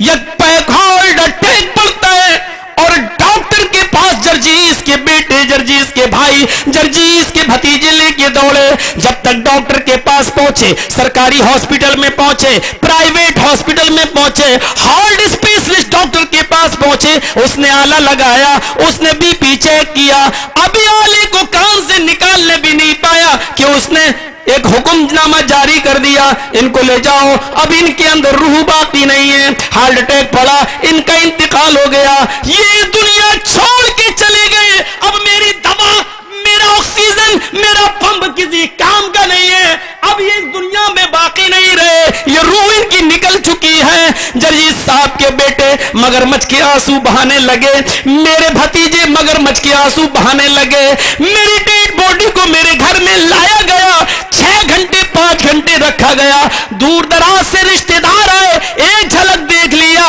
لیکن اس سے زیادہ مولانا جرجیت کی بھی ڈیڈ باڈی کو اسی گھر میں اب رہنے کی اجازت نہیں۔ جو گھر جرجیت نے بنایا، جس کے لیے سنگ مرمر بکرانہ سے منگایا، جس گھر میں اے سی انگلینڈ سے آیا، جس گھر کا دروازہ امریکہ سے آیا، اسی گھر کو اب مولانا جرجیت کو رہنے کی اجازت نہیں ہے۔ مولانا جرجیت کا ایک رشتہ دار اٹھتا ہے، ان کو غسل دے دیتا ہے، دوسرا اٹھتا ہے، ان کو کفن پہنا دیتا ہے، تھوڑی دیر کے بعد لاش اٹھا لی جاتی ہے اور پھر مسجد کے باہر ایک صحن میں رکھ دی جاتی ہے۔ 5,000 روپے مہینے پہ، 10,000 روپے مہینے پہ امامت کرنے والا ایک مولوی میرے پیچھے کھڑا ہوتا ہے، اس کے آگے میری لاش ہے، پیچھے 10-11 صفیں لگی ہوئی ہیں، 7 صفیں 9 صفیں لگی ہوئی ہیں، یہ سب میرے غم میں شریک ہے۔ مولانا صاحب نے اللہ اکبر کہہ کر نیت باندھی ہے، اور ایک فارمیلٹی پوری کر دی، اللہم اغفر لحینا ومیتنا وشاہدنا وغائبنا وصغیرنا وکبیرنا وذکرنا وانسانا۔ دعائے مغفرت پڑھ لی گئی، باڈی اٹھا لی گئی، پھر قبرستان کی طرف لے جایا گیا، وہاں ایک قبر کھودی گئی ہے، 2 گز زمین پہلے سے کھدی ہوئی رکھی ہے، میرے قریبی رشتہ دار اس قبر کے اندر اترے ہوئے ہیں، میری ڈیڈ باڈی کو ان کے ہینڈ اوور کر دیا جاتا ہے، وہ بڑے پیار سے اس زمین کے اوپر رکھ دیتے ہیں، لکڑی کے تختے لگا دیے جاتے ہیں، اوپر سے مٹی دے دی جاتی ہے، دعائیں مغفرت کر کے واپس جا رہے ہیں۔ یہ واپس جانے والے جرجیت کو یہ میسج دے کے جا رہے ہیں، ہائے جرجیت، تیرا گھر وہ نہیں تھا جو تو نے 3 منزل بنایا ہے، تیرا گھر وہ نہیں تھا جس کے پتھر تو نے مکرانہ سے منگائے، جرجیت تیرا مکان وہ نہیں تھا جس کے لیے اے سی تو نے امریکہ سے منگائی، گیٹ لندن سے منگایا، تیرا گھر وہ نہیں تھا، تیری ملکیت وہ نہیں تھی، تیری اصل ملکیت یہ 2 گز زمین ہے، یہی تیرا مسکن ہے، یہی تیری ملکیت ہے، تو اسی زمین کے ٹکڑے کا مالک ہے، اور یہ ملکیت اتنی زیادہ تیری کہ تیرے مرنے کے بعد بھی اس ملکیت پر کوئی قبضہ نہیں کر سکتا ہے، اصل زمین یہی ہے تیری، اصل اسی زمین کا تو مالک ہے، اب تو اپنے گھر کا مالک نہیں، اب تیرے بچے لڑیں گے، تیری بیٹیاں بھی حق مانگیں گی، ہاں اس پر غیروں کی نیتیں بھی خراب ہوں گی، تو اس کا مالک نہیں، اس زمین کے ٹکڑے کا مالک تھا، اور یہ زمین تجھے ملی، تیرے مرنے کے بعد بھی کسی نے قبضہ نہیں کیا، اصل زمین تیری یہ تھی۔ میرے بھائیوں، روح نکل گئی تو میرے بچے بچوں نے بھی میری قدر نہیں کی. اسی کو شاہ ولی اللہ محدث دہلوی کہہ رہے ہیں وَلَا حَيَاةَ لِلْجَسَدِ بِدُونِ الرُّوحِ. کسی بھی جسم کے اندر جب روح نہیں ہوگی تو زندگی باقی نہیں ہوگی. جسم کے اندر جب روح ہوگی تبھی زندگی باقی ہے. تو عبادت ایک باڈی ہے اور اس کی روح نیت ہے. اور عبادت کو زندہ دیکھنا چاہتے ہو تو نیت اچھی ہونی چاہیے. جرجی صاحب نے کھیدو پورے میں جمعہ پڑھایا, مسجد میں خطبہ جمعہ دیا, پوچھنا نہیں کب دیا, مثال دے رہا ہوں, خطبہ دیا, منبر کے اوپر بیٹھے, جرجی صاحب ابھی بیٹھے تھے کہ مؤذن اذان دے رہا ہے, اللہ اکبر اللہ اکبر. جرجی صاحب کی نظر پہلی صف میں پڑی, یہاں تو ایک آدمی بیٹھا ہوا ہے, یہ تو پورے ہفتے مسجد میں آیا ہی نہیں کبھی, سنیچر کو نہیں آیا, اتوار کو غائب تھا, سوم کو غائب تھا, منگل کو غائب تھا, بدھ کو نہیں دکھا, جمعرات کو پورا دن مارکیٹ میں گزارا اور آج جمعہ پہلی صف میں بیٹھا. 11 بجے سے آگے بیٹھ گیا, سعودی عرب کا رومال بھی ڈالے ہوئے ہیں, جنت الفردوس بھی لگائے ہوئے ہیں, ماشاءاللہ. اس سے زیادہ عبادت گزار کوئی لگ ہی نہیں رہا ہے. جرجی صاحب نے خطبہ ختم کیا, نماز پڑھائی, نماز پڑھنے کے بعد سوال جواب ہونے لگے. ماشاءاللہ آج تو پہلی صف میں بیٹھے ہو. ہاں ولی صاحب کیسے وقت نکل گیا, آج جمعہ ہے. او جمعے کے دن اللہ تعالی دیکھتا ہے, بقیہ دن نہیں دیکھتا. نہیں ایسی بات نہیں ہے. آج دکھے ہو, پورے ہفتے نہیں دکھے, آج کیسے آ گئے؟ ولی صاحب بتائے نا آج جمعہ ہے. جرجی صاحب کچھ اور نکلوانا چاہ رہے ہیں اس کے منہ سے, وہ کہہ رہا جمعہ ہے. اچھا مطلب جمعے کے دن نماز پڑھنے کا حکم ہے, بقیہ دن اللہ تعالیٰ نے منع کیا ہے نا؟ نہیں نا, ایسی بات نہیں ہے مولانا صاحب. کل پرسوں تو نہیں دکھے, آج کیوں آئے ہو؟ بتایا نا آج جمعہ ہے.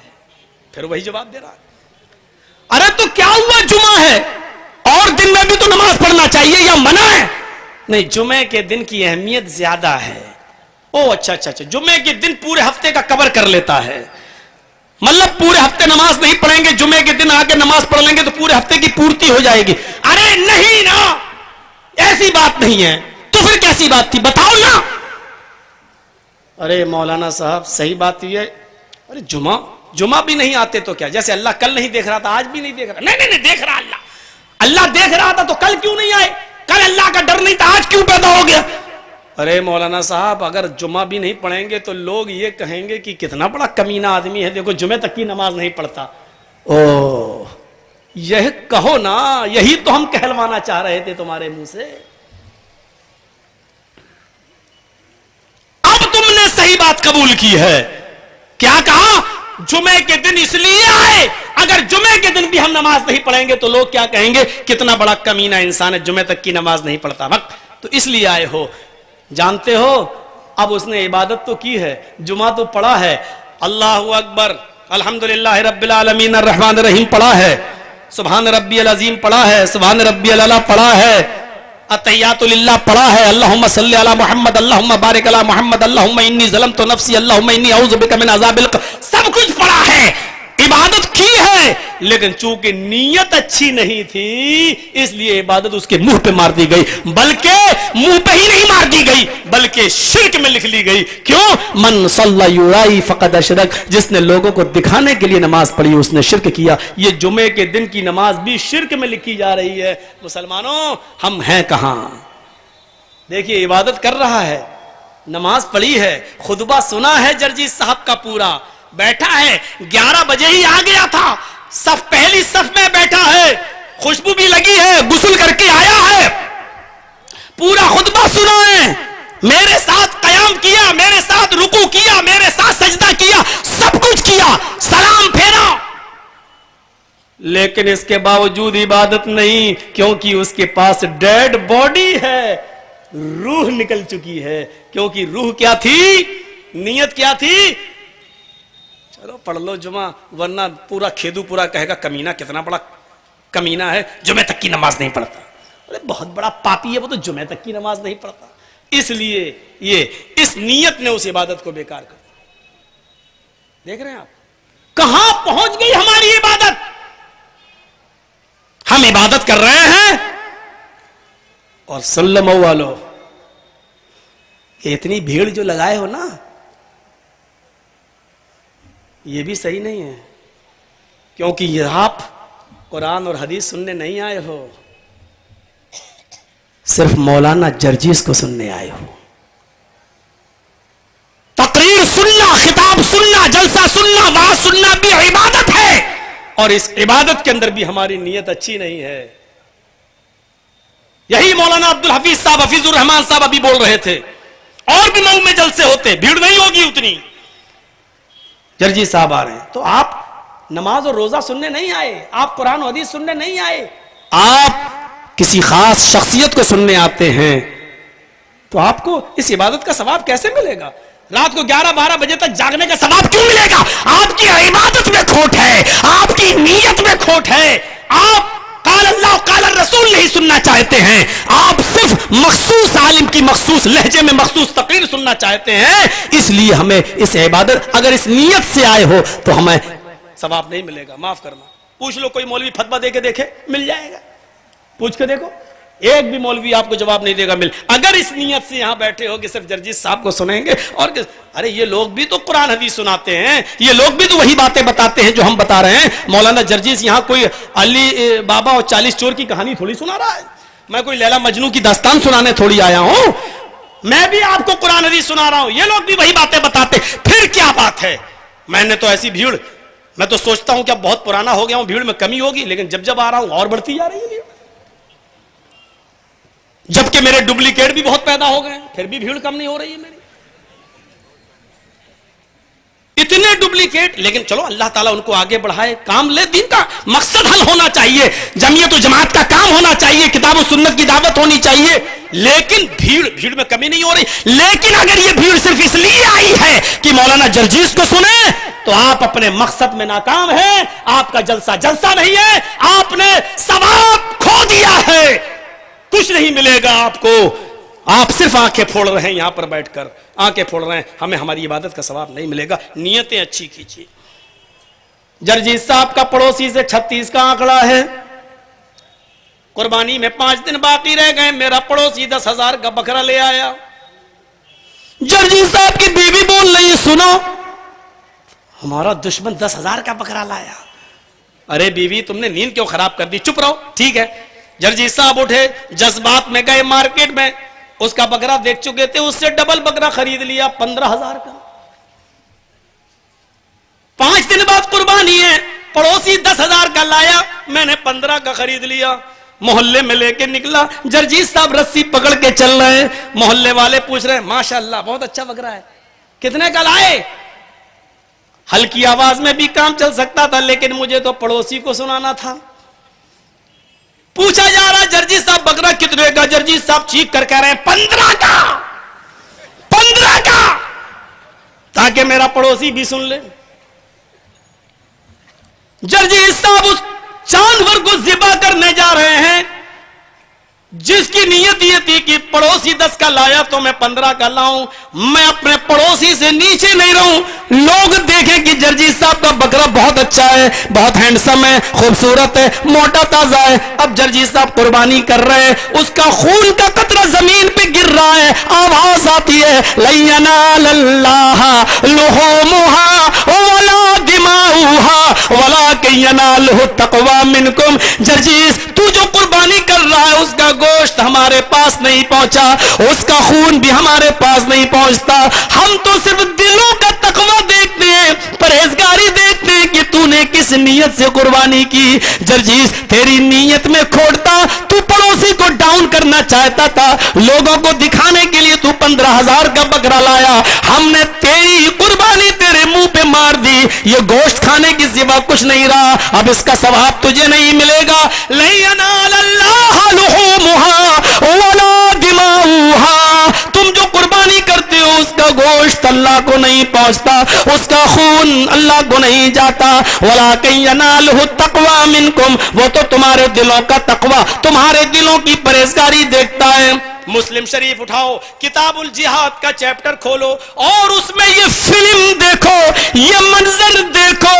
اِذَا الْتَقَى الْمُسْلِمَانِ بِسَيْفَيْهِمَا فَالْقَاتِلُ وَالْمَقْتُولُ فِي النَّارِ. دو مسلمان تلواریں لے کر باہر آ گئے، یہ اس کو حملہ کرتا ہے، یہ اس پر حملہ کرنا چاہتا ہے، یہ اس کو مارنا چاہتا ہے، وہ اس کو مارنا چاہتا ہے. اللہ کے نبی فرماتے ہیں ایک مارے گا دوسرا مرے گا. فرمایا فالقاتل والمقتول فی النار، قتل کرنے والا بھی جہنم میں جائے گا اور جس کو قتل کیا گیا وہ بھی جہنم میں جائے گا.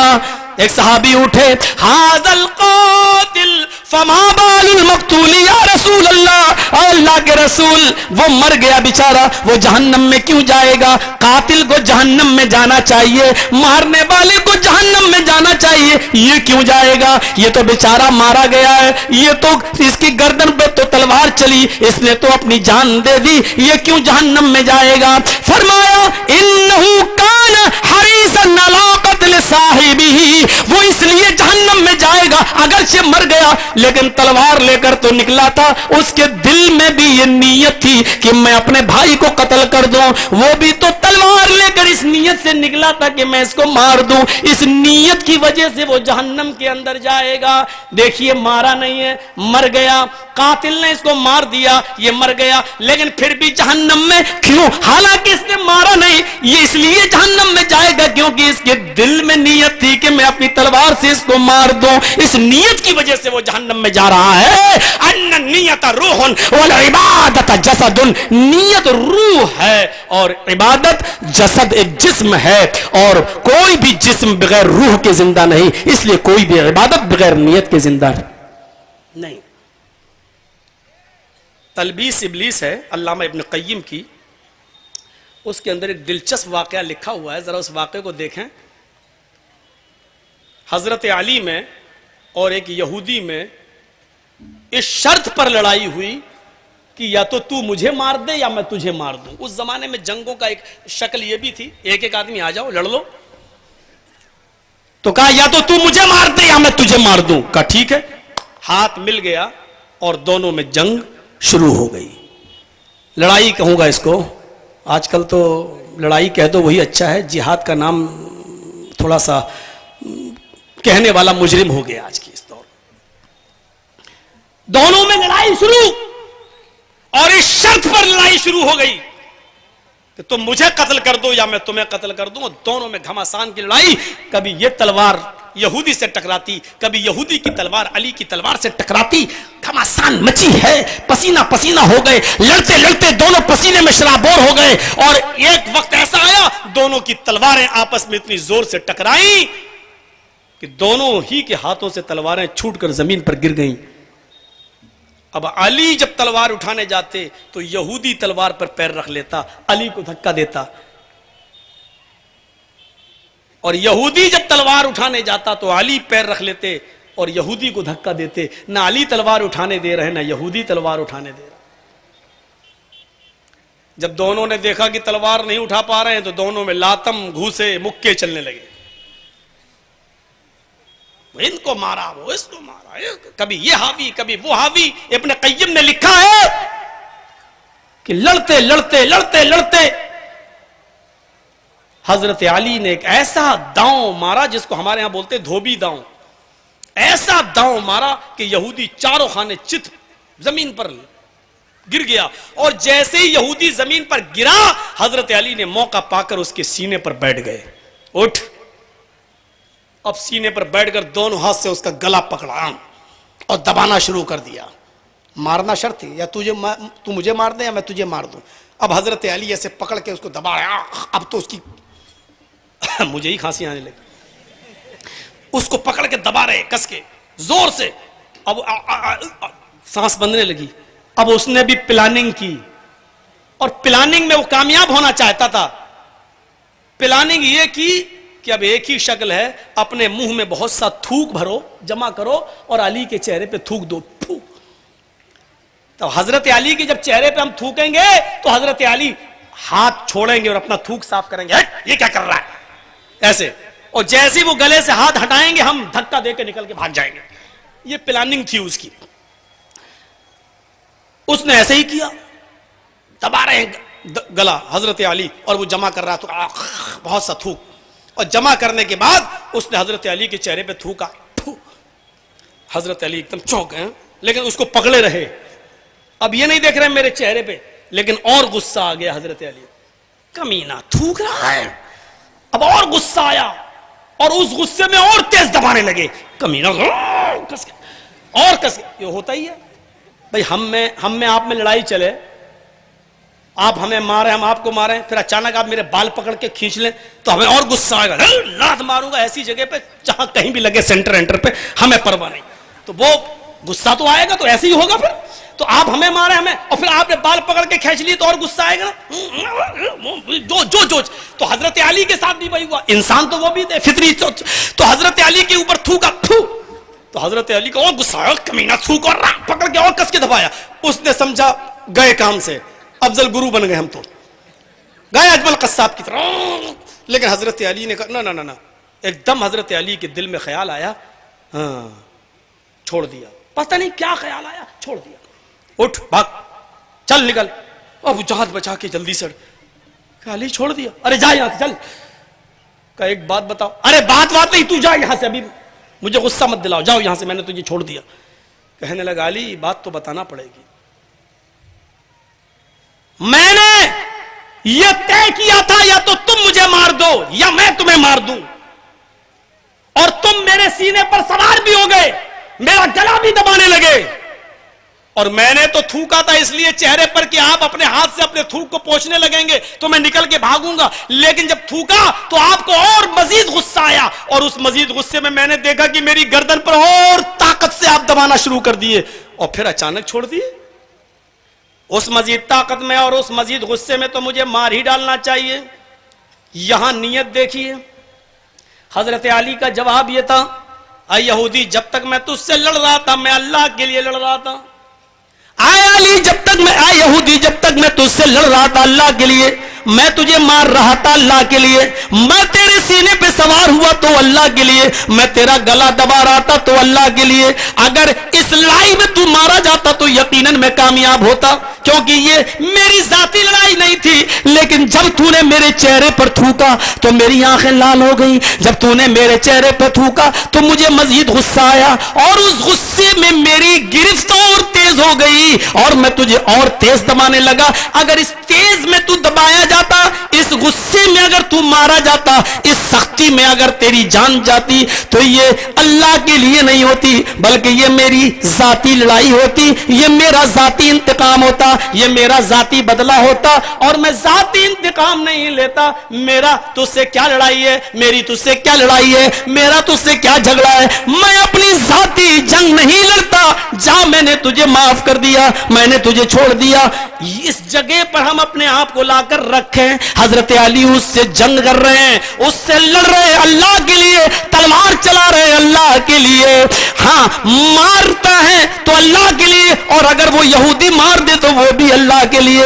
حضرت علی اس سے لڑ رہے ہیں، لیکن جب مزید غصہ آتا ہے تو اس غصے میں اس کو چھوڑ دیتے ہیں. جبکہ مزید غصے میں تو اور زیادہ طاقت آ جاتی ہے، اس میں تو اور زیادہ سختی آ جاتی ہے اور مار ہی ڈالنا چاہیے تھا. لیکن اس مزید غصے میں اپنے آپ کو کنٹرول کر رہے ہیں. اتنا زبردست کنٹرول کون کر سکتا ہے؟ آپ کر لیں گے؟ آپ دیکھیے، ایک آدمی کہیں آگ لگاتا ہے، اچھا وہ فلاں برادری کا تھا تو ہم پورے لوگ مل کر اس کی پوری برادری میں آگ لگا دیتے ہیں. یہ غصہ ہوتا ہے. غصے میں آدمی اپنے آپ پر کنٹرول نہیں کر پاتا. یہ علی کا غصہ دیکھو، آنکھیں لال ہوئی، تیزی آئی، گرفت میں پکڑ سخت ہوئی، طاقت اور مزید طاقت بڑھی، لیکن کنٹرول اتنا تھا کہ چھوڑ دیا. مزید طاقت آئی، غصہ، لیکن چھوڑ دیا. کیوں؟ کیونکہ اس غصے میں اگر مارا جاتا تو وہ اللہ کے لیے نہیں ہوتی لڑائی بلکہ اپنے ذات اور اپنے نفس کے لیے ہوتی. تو اس کو کہتے ہیں اگر ہمیں غصہ بھی آئے کبھی تو اپنے آپ پر ہم کنٹرول کر سکیں. ہم اپنے آپ کو کنٹرول نہیں کر پا رہے ہیں. غصہ، اس نے جرجیز کو ماں کی گالی، تیری ماں کا ایسا. اب جرجیز صاحب کو میری ماں کو دی، جرجیز صاحب گئے اس کی ماں بہن بیٹی تینوں کو دے دی.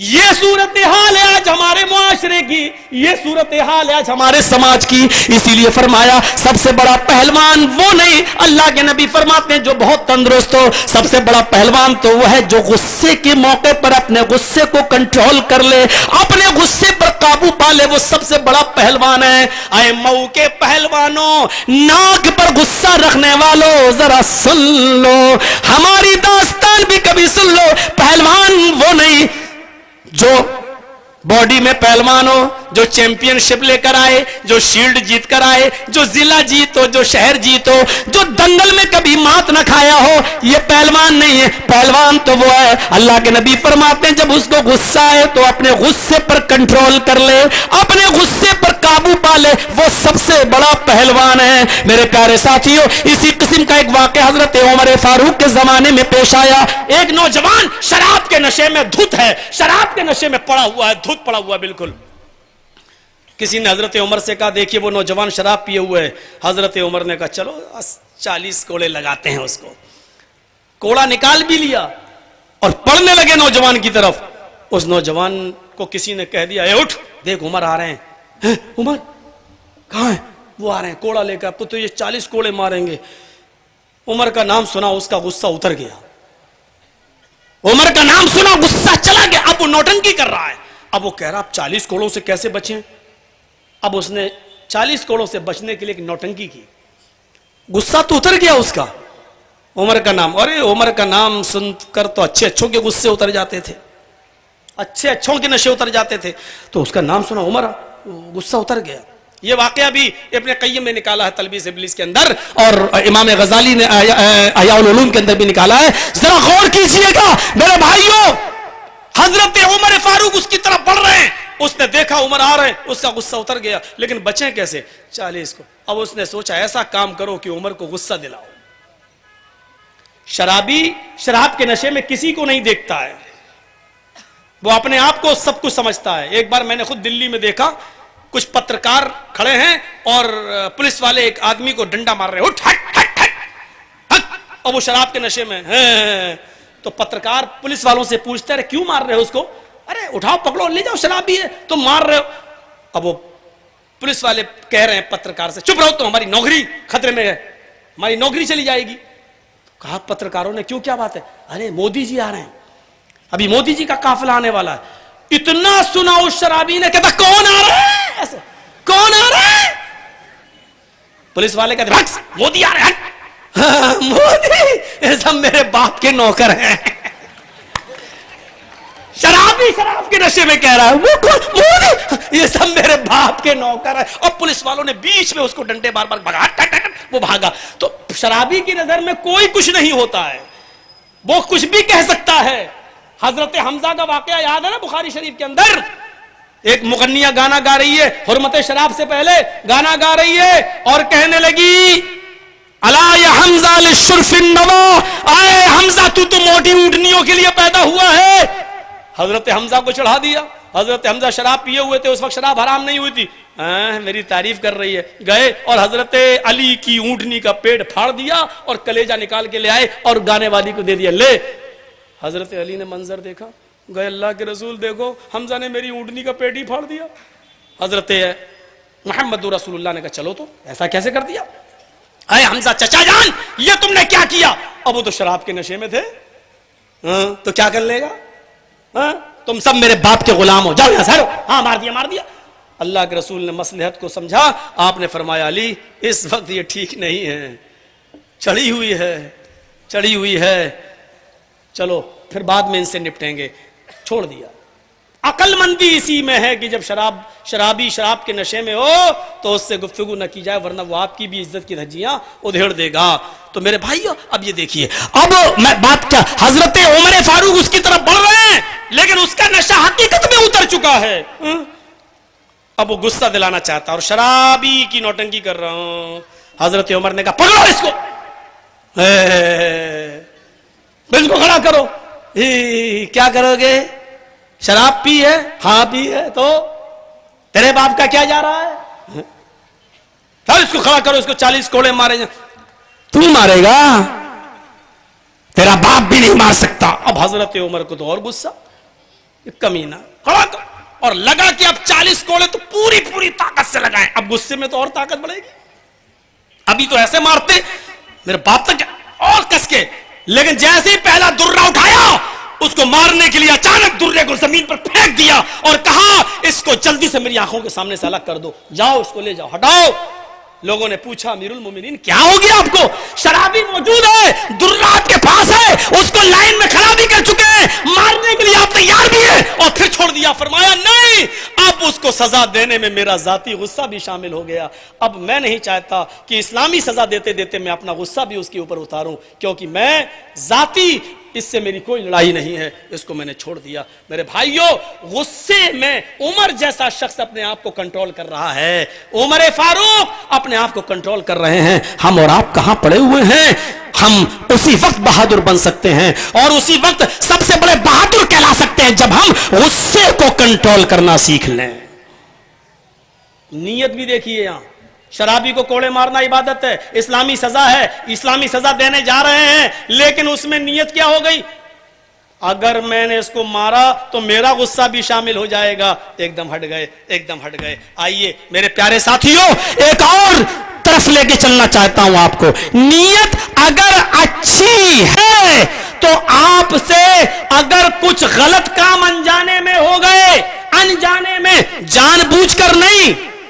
मौलाना जर्जीस के पड़ोस में एक लड़की रहती है, बड़ी गरीब है, उसकी शादी होना है, लेकिन हम भी गरीब हैं, चलो एक सुनार की दुकान में चलते हैं, चोरी करते हैं, सोना चांदी चुरा के लाएंगे और उस गरीब लड़की की शादी करा देंगे। ये काम हम जानबूझकर अगर करेंगे तो हराम है, गलत है, क्योंकि नीयत तो अच्छी, हम गरीब की मदद करना चाह रहे हैं, लेकिन काम हम जानबूझकर गलत कर रहे हैं, चोरी कर रहे हैं किसी सुनार की दुकान का, यह गलत। लेकिन अनजाने में अगर हम कोई गलत काम कर जाएं, लेकिन नीयत हमारी अच्छी हो, तो वो चीज भी अल्लाह ताला माफ कर देता है, बल्कि कबूल भी कर लेता है। सही बुखारी के अंदर एक बहुत दिलचस्प वाक़या आया है, उस वाक़े की तरफ मैं आपको लेके चलना चाहता हूं। एक शख्स है, सोचता है कि मैं सदका और खैरात करूं, और सदका और खैरात का माल मैं किसी गरीब इंसान को दूं, मैं सदका और खैरात किसी गरीब इंसान को दूं।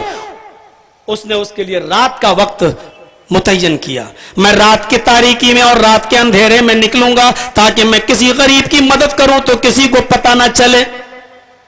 वो रात की तारीकी में, रात के अंधेरे में किसी गरीब आदमी की मदद करने के लिए निकलता है। आधी रात से ज्यादा का जब अरसा गुजर जाता है। सुनो मीडिया वालों, तुम भी कभी कभी सच्चाई लिख दिया करो, तुम्हें भी पुण्य मिलेगा, तुम्हें भी पुण्य मिलेगा, शायद यही तुम्हारी कुछ पुण्य काम आ जाए। वरना जितनी चीज और जितना उभारना चाहिए तो सोशल मीडिया का मामला है, उसने उभारा है, वरना एक लफ्ज भी आज मीडिया बोलने के लिए तैयार नहीं। इतना बड़ा कांड, इतना बड़ा कांड। मेरे साथियों, उस तरफ चलो, अगर मौका लगा तो चलेंगे, वरना छोड़ देते हैं। पूरी दुनिया को गम है, पूरी दुनिया को गम है। अक़वाम मुत्तहिदा का एक जबरदस्त और बहुत बड़ा ओहदेदार भी इंडिया के इस आर्मी के जरिए, इस फौजियों के जरिए 8 साल की बच्ची के साथ होने वाले उस रेप के कांड को सुनकर उसके भी रोंगटे खड़े हो गए और वो भरे मजमे में रो दिया, उसकी आंख से भी आंसू गिर गए। अक़वाम मुत्तहिदा का सर्वोच्च पद पर विराजमान एक शख्स रो देता है, लेकिन हमारे देश के चौकीदार की आंखों में आंसू नहीं आते हैं, हमारे देश के चौकीदार की आंखों में आंसू का एक कतरा नहीं आता है, बल्कि उस लड़की के रेप के हो जाने के बाद भी जय श्री राम के नारे लगाए जा रहे हैं और भारत माता, भारत जिंदाबाद के नारे लगाए जा रहे हैं। जब इंसानियत की सोच इस हद तक पहुंच जाए, जब इंसान का दिमाग इस हद तक पहुंच जाए, तो हमें सोचना चाहिए कि हम किस समाज में जिंदगी गुजार रहे हैं, हम कौन से समाज में जी रहे हैं, हम किस समाज में अपनी जिंदगी की उम्मीदें और जीवन की उम्मीदें लगाए बैठे हैं। कि जरा गौर करो कि 8 साल की बच्ची और उसके साथ 3 लोग रेप कर रहे हो, उसको ड्रग्स दिए जा रहे हो और बार बार नशा दिलाकर उसके साथ रेप किया जा रहा हो और बार बार किया जा रहा हो। मेरठ से भी एक पुजारी को बुलाया जा रहा हो और उसके बाद वो भी इंजेक्शन नशे का देता हो और उसके बाद उसके साथ रेप किया जा रहा हो। जरा अंदाजा लगाओ। और फिर पुलिस जब इसकी चार्जशीट को फाइल करती है और जब कोर्ट में पेश करने जाती है तो वहां जय श्री राम के और भारत माता ماتا کی زندہ باد کے نعرے لگائے جا رہے ہوں، ہم غور کریں کہ کس سماج میں ہم زندگی حاصل کر رہے ہیں، کس سماج میں ہم جی رہے ہیں، ہمارے جینے کا مقصد کیا ہے، ہم اس کو ہندو اور مسلم کے نظریے سے کیوں دیکھ رہے ہیں؟ کیا نربھیا کا جو کانڈ ہوا تھا، کیا مسلمان اس کے غم میں شامل نہیں تھے؟ کیا ہم اس کے غم میں شامل نہیں تھے؟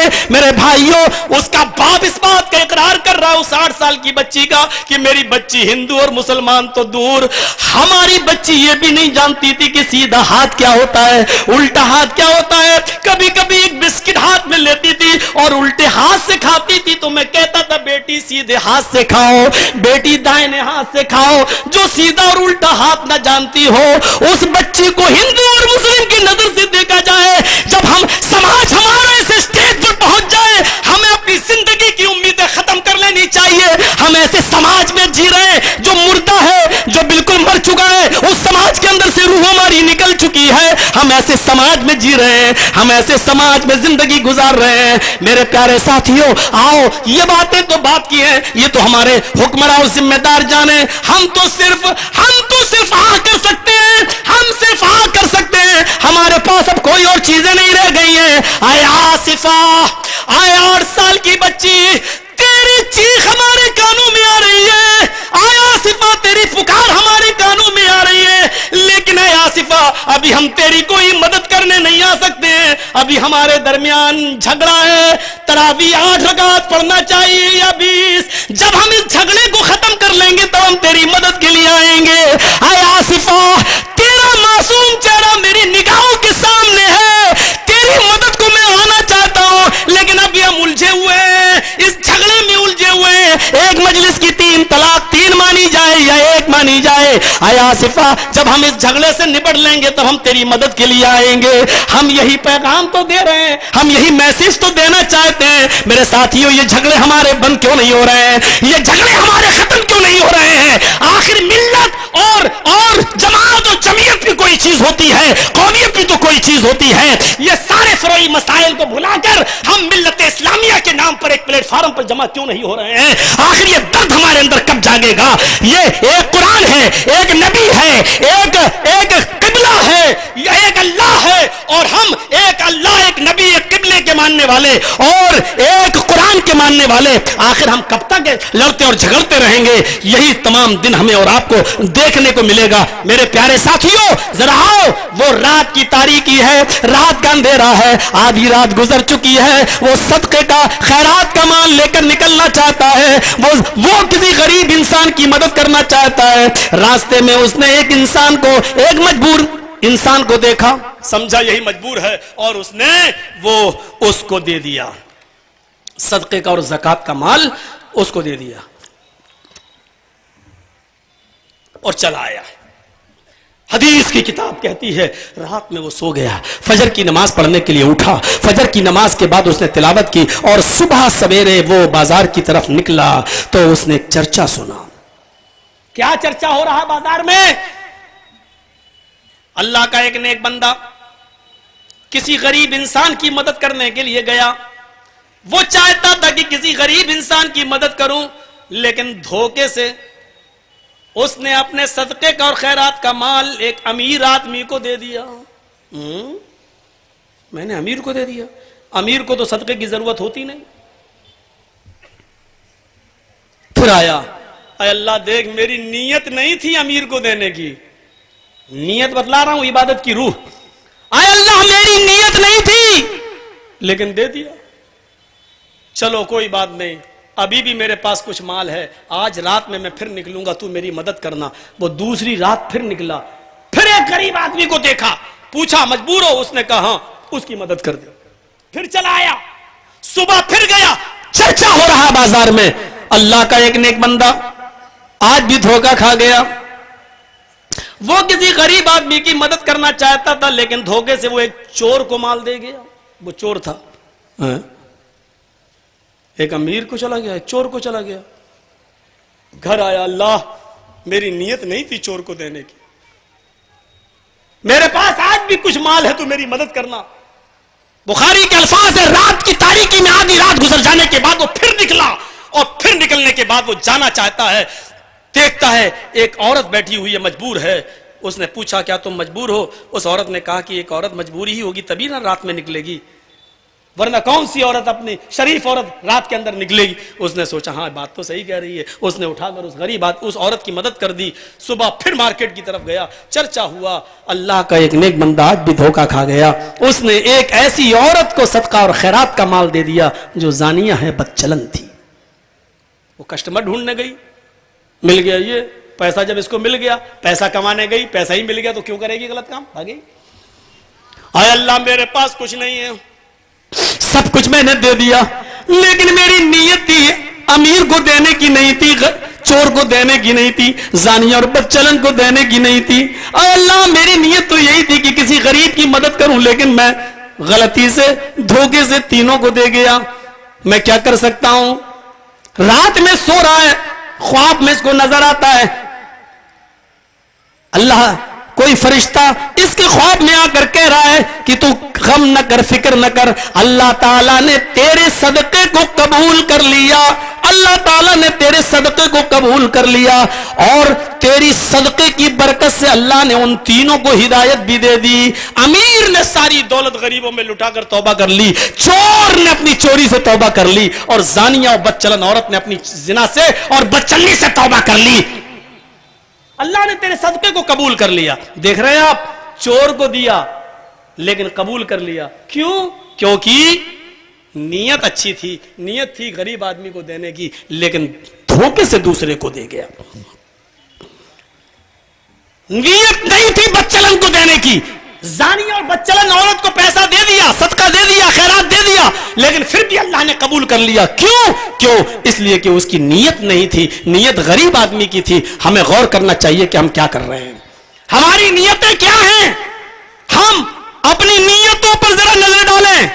ایک شخص جہاد کرتا ہے، لڑتا ہے، اللہ کے نبی فرماتے ہیں قیامت کا دن ہوگا، دنیا میں اس نے لڑا ہوگا، میں بہت کچھ لڑائی کی ہوگی، کفار کے میدان میں گھس گیا ہوگا، گردنیں کاٹی ہوں گی، قیامت کا دن ہوگا، اس کے جسم سے خون کے قطرے گر رہے ہوں گے، اللہ اس کو بلائے گا، اے میرے بندے دنیا میں نے تجھے زندگی دی تھی، تو نے کیا کیا؟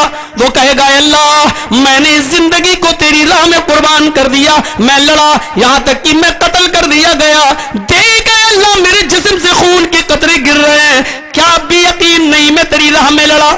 اللہ کہے گا میرے بندے تو جھوٹ بول رہا ہے، اے اللہ میں لڑا نہیں، تو لڑا یہ سچ ہے، کافروں میں گیا یہ بھی سچ ہے، تو نے تلوار چلائی یہ بھی سچ ہے، اپنی بیوی اور بچوں کو چھوڑا یہ بھی سچ ہے، کئی کافروں کو تو نے قتل کر کے ان کو جہنم میں بھیجا یہ بھی سچ ہے، تو بھی مارا گیا یہ بھی سچ ہے، لیکن میری راہ میں مارا گیا یہ سچ نہیں ہے، کیونکہ تو تلوار لے کر جب میدان میں گھسا اور کافروں کے اندر گیا تو لڑ رہا تھا، تلوار چلا چلا کر تو صفیں بچھاتا چلا جا رہا تھا، لیکن تیرے دل میں یہ نیت تھی، تیرے دل میں یہ ارادہ تھا، تیرے دل میں یہ کھوٹ تھی، لوگ تجھے بہت بڑا بہادر کہیں، لوگ تجھے بہت بڑا جنگجو کہیں، لوگ تجھے بہت بڑا لڑنے والا کہیں، لہذا تو کہاں گیا؟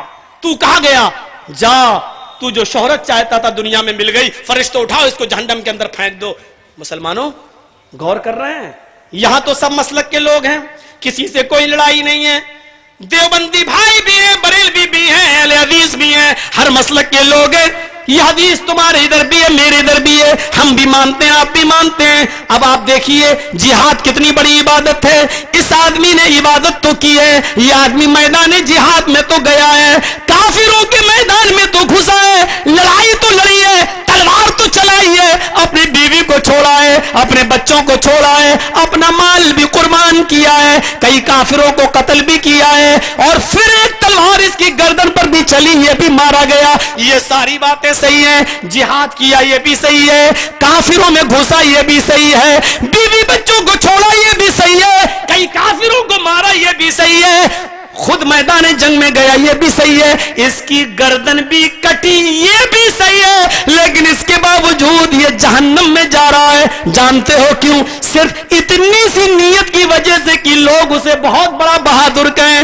اس کی نیت یہ نہیں تھی کہ اللہ کیا مجھے جنت ملے, میں یہ جنگ یہ جہاد اعلیٰ کلمت اللہ کے لیے کر رہا ہوں. اس کے دل میں یہ نیت نہیں تھی, نیت یہ تھی کہ لوگ مجھے بہت بڑا بہادر کہیں, بہت بڑا جنگجو کہیں, بہت بڑا سپہ سالار کہیں, بہت بڑا ویر کہیں. لہذا اس نیت کی وجہ سے آپ دیکھ لیجئے اس کا انجام کیا ہوا. اللہ فرمائے گا فرشتوں پکڑو, گھسیٹتے ہوئے جہنم کے اندر پھینک دو.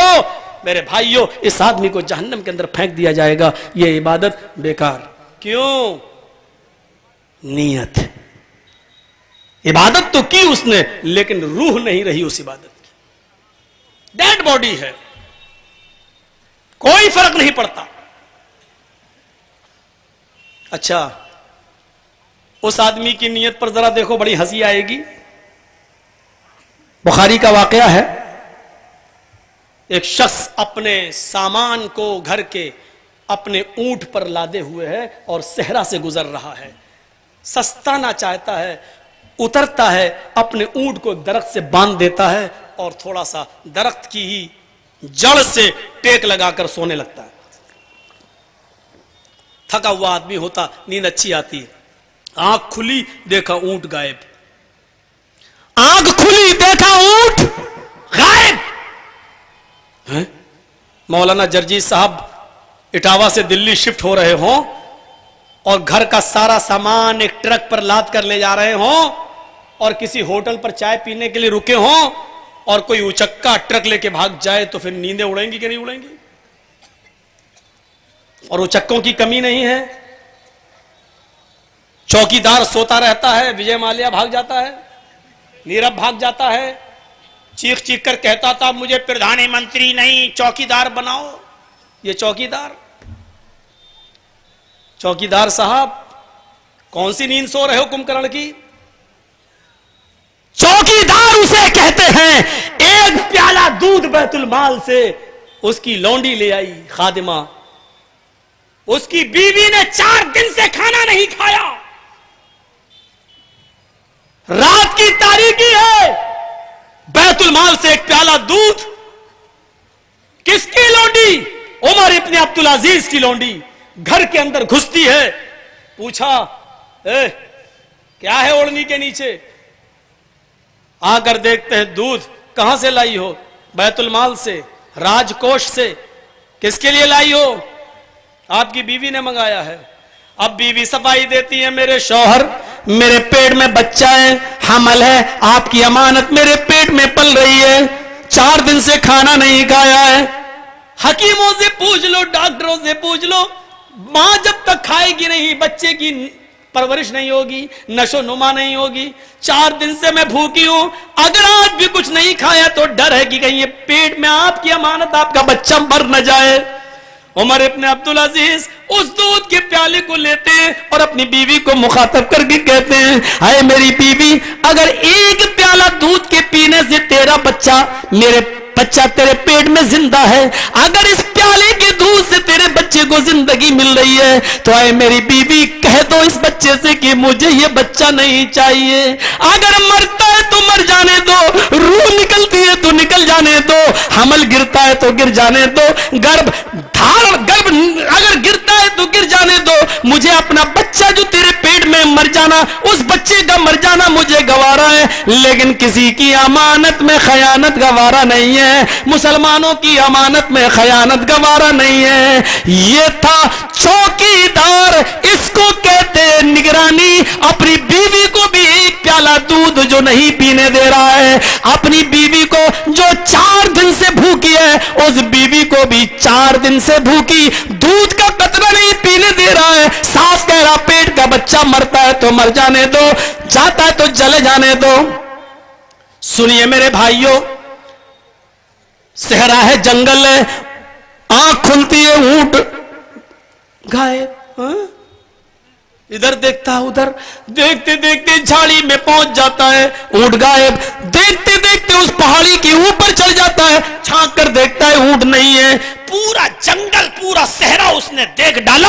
حدیث کی کتاب کہتی ہے سارے جہاں تک وہ جا سکتا تھا اس کو توقع تھی, اس نے دیکھ ڈالا لیکن اونٹ نہیں ملا. اسی جگہ پر آ کر بیٹھ گیا اور مایوس ہو کر بیٹھ گیا. آنکھوں میں آنسو تھے, دل میں اداسی تھی, پورے گھر کا سامان اسی اونٹ کے اوپر لدا ہوا تھا. تھکا ہے, ڈھونڈتے ڈھونڈتے تھک گیا, اسی کے پاس آ کر بیٹھ گیا, لیٹ گیا سے. پھر آنکھ لگ گئی, تھکا تھا, آنکھ کھلی, اونٹ موجود ہے. دوبارہ جب آنکھ کھلی تو دیکھتا کہ میرا اونٹ اسی پیڑ کے پاس بیٹھا ہوا ہے. یہ کیسے آ گیا؟ اچھا سامان دیکھو, پورا سامان دیکھ رہا ہے, ایک دانہ کم نہیں ہے, اناج کا ایک دانہ کم نہیں. جو کچھ بھی اس نے اونٹ پر لادا تھا سب سیم ٹو سیم ہو بہو ویسا موجود ہے. میں نے پورا جنگل دیکھا, اونٹ نہیں ملا, یہاں اونٹ اپنے آپ آ گیا. اس نے دیکھا کوئی سامان غائب نہیں. بخاری کے الفاظ نظر آسمان پر گئی اور چیخ اٹھائے, اللہ مان گیا واقعی تیری قدرت کو, مان گیا تیرے کمال کو, واقعی اے اللہ مان گیا, میں نے پورا جنگل دیکھا مجھے کچھ نہیں ملا. اور اچانک اونٹ واقعی تیری قدرت کو مان گیا اور یہ الٹے جملے بھارے خوشی کے بول بیٹھا, واقعی اللہم انت عبدی وانا ربک. الٹے جملے بول گیا, مان گیا تجھے واقعی, اللہم انت عبدی وانا ربک, اے اللہ واقعی تو میرا بندہ ہے میں تیرا خدا. جملے دیکھ رہے ہیں کیا کہہ رہا ہے؟ واہ میں نے پورا جنگل دیکھا اونٹ کہیں نہیں ملا, اور اچانک اپنے آپ, اور ایک بھی دانہ کم نہیں اناج کا, ایک بھی چیز کم نہیں. واقعی تیری قدرت کو میں مان گیا, واقعی تو میرا بندہ ہے میں تیرا خدا. جملے کتنے خطرناک ہیں, لیکن اللہ مسکرا رہا ہے, کوئی گرفت نہیں کر رہا ہے, کیونکہ اس آدمی کی نیت اچھی تھی. یہ کہنا نہیں چاہ رہا تھا کہ تو میرا بندہ میں تیرا خدا, کہنا یہی چاہ رہا تھا کہ واقعی تو میرا رب ہے اور میں تیرا بندہ. لیکن خوشی ہے اس کے پیر زمین پر نہیں ہے, ساری چیز اپنے اونٹ کو دیکھ کر خوش ہے, پا کر خوش ہے, اس لیے خوشی میں اس کو ہوش نہیں ہے کہ میں کیا کہہ رہا ہوں, واقعی تو میرا بندہ ہے میں تیرا خدا. جبکہ اس کے ڈینجرز پر جائیں, اس کی خطرناکیت پر جائیں تو یہ جملے اتنے ڈینجر ہیں, اتنے خطرناک ہے کہ آپ اندازہ نہیں لگا سکتے. اتنے خطرناک جملے ہیں آپ اس کا تصور نہیں کر سکتے. فرعون نے بھی ایسے جملے نہیں بولے تھے, یہ فرعون سے بھی زیادہ خطرناک جملے ہیں, کیونکہ فرعون تو لوگوں سے صرف یہ کہتا تھا انا ربکم الاعلی, میں تمہارا رب ہوں. کبھی فرعون نے اللہ سے نہیں کہا کہ میں تیرا رب ہوں. فرعون نے کبھی اللہ سے یہ نہیں کہا کہ اللہ میں تیرا بھی رب ہوں. فرعون نے صرف لوگوں سے کہا انا ربکم الاعلی, میں تمہارا رب ہوں. لیکن رات کے اندھیرے میں وہ اللہ سے یہی کہتا تھا اللہ میں تیرا بندہ ہوں, اللہ تو میری عبادت قبول کر لے, اللہ تو مجھے یہ دے دے. وہ مانگتا اللہ ہی سے تھا فرعون, لیکن لوگوں کے سامنے لوگوں سے اقرار کراتا تھا اور یہ کہتا تھا کہ مجھے رب کہو میں تمہارا رب ہوں, انا ربکم الاعلی, میں تمہارا سب سے اونچا رب ہوں. جو لوگوں کے سامنے اپنے آپ کو رب بناتا تھا, اللہ نے کہا فرعون تیری لاش کو میں نشان عبرت بنا دوں گا. اور دیکھ لو مصر کے میوزیم کے اندر آج بھی فرعون کی لاش نشان عبرت بنی ہوئی ہے. آج بھی فرعون کی لاش نشان عبرت بنی ہوئی ہے. فرعون کی لاش مصر کے میوزیم میں رکھی ہوئی ہے. دیکھ لو اپنے آپ کو لوگوں کا رب کہلانے والا, دیکھ لو آج کس حال میں ہے. اپنے آپ کو رب کہتا تھا, آج ہاتھ وہی ہے لیکن ہلا نہیں سکتا, پیر وہی ہے لیکن چلا نہیں سکتا, زبان وہی ہے لیکن بول نہیں سکتا, ہونٹ وہی ہے لیکن حرکت نہیں کر سکتا, دانت وہی ہے لیکن کھا نہیں سکتا. یہ وہ خدا ہے جو لوگوں کے سامنے اپنے آپ کو کہتا تھا کہ میں تمہارا رب ہوں. مٹے نامیوں کے نشان کیسے کیسے ہم نے فرعون کی لاش کو نشان عبرت بنا دیا. اتنا اپنے آپ کو لوگوں کا رب کہلانے والے کی لاش کو نشان عبرت بنا دیا. اس نے تو اس سے بھی برے جملے بولے تھے, اس نے بھی تو اس سے بھی خطرناک جملے بولے تھے. اس نے کہا تھا اللہ تو میرا بندہ میں تیرا رب ہوں, لیکن اللہ اس سے کوئی مواخذہ نہیں کر رہا ہے, اللہ اس کو معاف کر رہا ہے. کیوں کر رہا ہے؟ کیونکہ اس کے دل میں نیت نہیں تھی اللہ کو اپنا بندہ کہنے کی. فرعون جان بوجھ کر یہ جملے کہتا تھا, لیکن اس آدمی نے جان بوجھ کر نہیں کہا. وہ کہنا تو یہی چاہتا تھا کہ واقعی تو میرا بندہ میرا رب ہے اور میں تیرا بندہ, لیکن خوشی کے عالم میں وہ یہ جملے بول گیا واقعی تو میرا بندہ میں تیرا رب. اس نیت کی وجہ سے اللہ تعالیٰ نے اس کو معاف کر دیا, کوئی گرفت نہیں کی ہے. ہم اپنی عبادتوں پر نظر ڈالیں کہ ہماری عبادتوں میں ہماری نیت کیا ہے. ہماری نیت کیا ہے ہماری عبادتوں میں؟ ہم دیکھیں ہماری بہنیں مائیں آج کل جو سوال کرتی ہیں نا سوشل میڈیا پہ آپ جائیے، میرا جسم میری مرضی، کس کس طریقے کی باتیں آتی ہیں، اور پردہ تو اصل دل کا ہے۔ ہاں ادھر بھی تمہاری نیت دیکھی جائے گی، لیکن کچھ چیزیں ایسی ہوتی ہیں جن کو شریعت نے لاگو کر دیا ہے۔ عورت کے اوپر اگر پردہ فرض کیا ہے تو وہ ہے۔ اب کوئی یہ نہ کہے کہ میری نیت ہی نہیں ہے دوسروں کے سامنے آنے کی، اب لوگ دیکھتے تو دیکھتے رہیں لیکن میں تھوڑی دکھانا چاہتی ہوں میری نیت نہیں ہے۔ تو یہاں تو ایسے تو ہم تو ننگے ہو کے گھومیں گے، ہم کہہ دیں گے ہماری نیت ہی نہیں ہے ننگا ہو کے گھومنے کی، پھر کیا رہ جائے گا؟ پھر تو دنیا کی ساری قوم، پھر تو کوئی کنٹرول ہی نہیں رہے گا، کوئی کنٹرول نہیں رہے گا۔ ذرا تصور کیجئے اسی بے پردگی اور عریانیت کا نتیجہ یہ نکلا ہے کہ اب یہ جو کیس آج کی زندگی میں اور دنیا میں ہونے لگے ہیں، اب لوگ اپنی بیویوں کے پاس جاتے ہیں اور ان کو لے کر جب ہاسپٹل جاتے ہیں تو ایبورشن کرا رہے ہیں اور کہتے ہیں کہ لڑکی ہے اس کا ایبورشن کر دو، اور نرس کہہ رہی ہے وہ لیڈی ڈاکٹر کہ تمہیں شرم نہیں آتی ہے، تم ایک لیڈی ڈاکٹر کے پاس اس لیے آئے ہو کہ تمہاری بیوی کے پیٹ میں بچی ہے، لڑکی ہے، اور اس لڑکی کا ایبورشن اس لیے کرانے آئے ہو کیونکہ لڑکی ہے۔ کہنے لگتا اس کا باپ نہیں اس لیے نہیں آیا ہوں کہ یہ لڑکی ہے، اس لیے آیا ہوں کہ یہ لڑکی جب بڑی ہوگی تو میری بیٹی کا ریپ کر دیا جائے گا، میری بیٹی کی عزت و آبرو سے کھیلا جائے گا، ہم اپنی بیٹی کو عزت و آبرو سے کھیلنے سے بچانے کے لیے آئے ہیں۔ میری ڈاکٹر اس بچی کو قتل کر دو، ابھی پیٹ میں ہی مار دو، ابھی تکلیف کا احساس نہیں ہوگا۔ اب یہ دن آ گئے ہیں، یہ دن آ گئے ہیں میرے بھائیو، تھوڑا سا اشارہ میں نے اس طرف کیا تھا، کون نہیں جانتا کیسی درندگی ہوئی ہے، کیسی درندگی ہوئی۔ آئے نربھیا میں تیرے بھی دکھ کی گھڑی میں تیرے ساتھ ہوں، آئے آصفہ میں تیرے اس دکھ کی گھڑی میں تیرے ساتھ ہوں۔ ہر ہندوستان کی وہ بچی جس کے ساتھ یہ ظلم و زیادتی ہو رہی ہے میں اس کے ساتھ ہوں۔ یہی وجہ تھی کہ سب سے بڑا درد اور سب سے بڑا دکھ تو محمد رسول اللہ کو ہوتا تھا، اسی لیے تو آپ نے یہ سزا متعین کی ہے کہ اگر کوئی کسی لڑکی کا ریپ کرتا ہے تو یہ نہ دیکھا جائے یہ رضامندی کے ساتھ ہو رہا ہے یا زبردستی ہو رہا ہے۔ شادی سے پہلے اگر کوئی ریپ ہے وہ سب ریپ مانا جائے گا، وہ زنا ہی مانا جائے گا، وہ ریپ کی کسٹڈی میں آئے گا۔ یہ تو ہمارے یہاں یہ قانون بنا ہوا ہے، بالغ لڑکی ہے 18 سال سے زیادہ ہے، اگر وہ اپنی مرضی اور سہمتی کے ساتھ کسی لڑکے سے ملتی ہے تو وہ ریپ کی کسٹڈی میں نہیں آئے گا،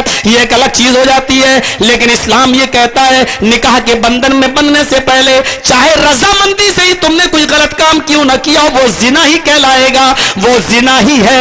اگر دونوں ہی رضامندی سے اگر زنا ہوا ہے تو دونوں کو سنسار کر دو، اگر دونوں شادی شدہ ہیں ان کو پتھروں سے مار مار کے ہلاک کر دو، اور اگر دونوں کنوارے ہیں اور شادی شدہ نہیں ہے تو دونوں کو 100 کوڑے مارے جائیں، یا جو شادی شدہ ہے اس کو تو پتھروں سے مارا جائے اور جو کنوارا ہے اس کو 100 کوڑے مار کر 1 سال کے لیے شہر بدر کر دیا جائے۔ یہ اسلام نے اسی لیے تو سزا متعین کی ہے تاکہ کوئی کسی کی بہن اور بیٹی کے ساتھ عزت کے ساتھ کھلواڑ نہ کر سکے، اس کی عزت و آبرو کے ساتھ نہ کھیل سکے۔ پڑھیے 4 شیٹ پڑھیے اس لڑکی کی، آصفہ کی، دنگ رہ جائیں گے۔ اس 8 سال کی بچی کو اٹھا کر لے جایا جاتا ہے میرے ساتھیوں، اس لڑکی کو مندر میں لے جایا جاتا ہے۔ میرے الفاظوں پر غور کرو، اس لڑکی کا اغوا ہوتا ہے، اس لڑکی کا اغوا کر کے اس کو مندر میں لے جایا جاتا ہے۔ بھگوان کے اس پوتر استھل کو بھی ہم نے کہاں پہنچا دیا ہے؟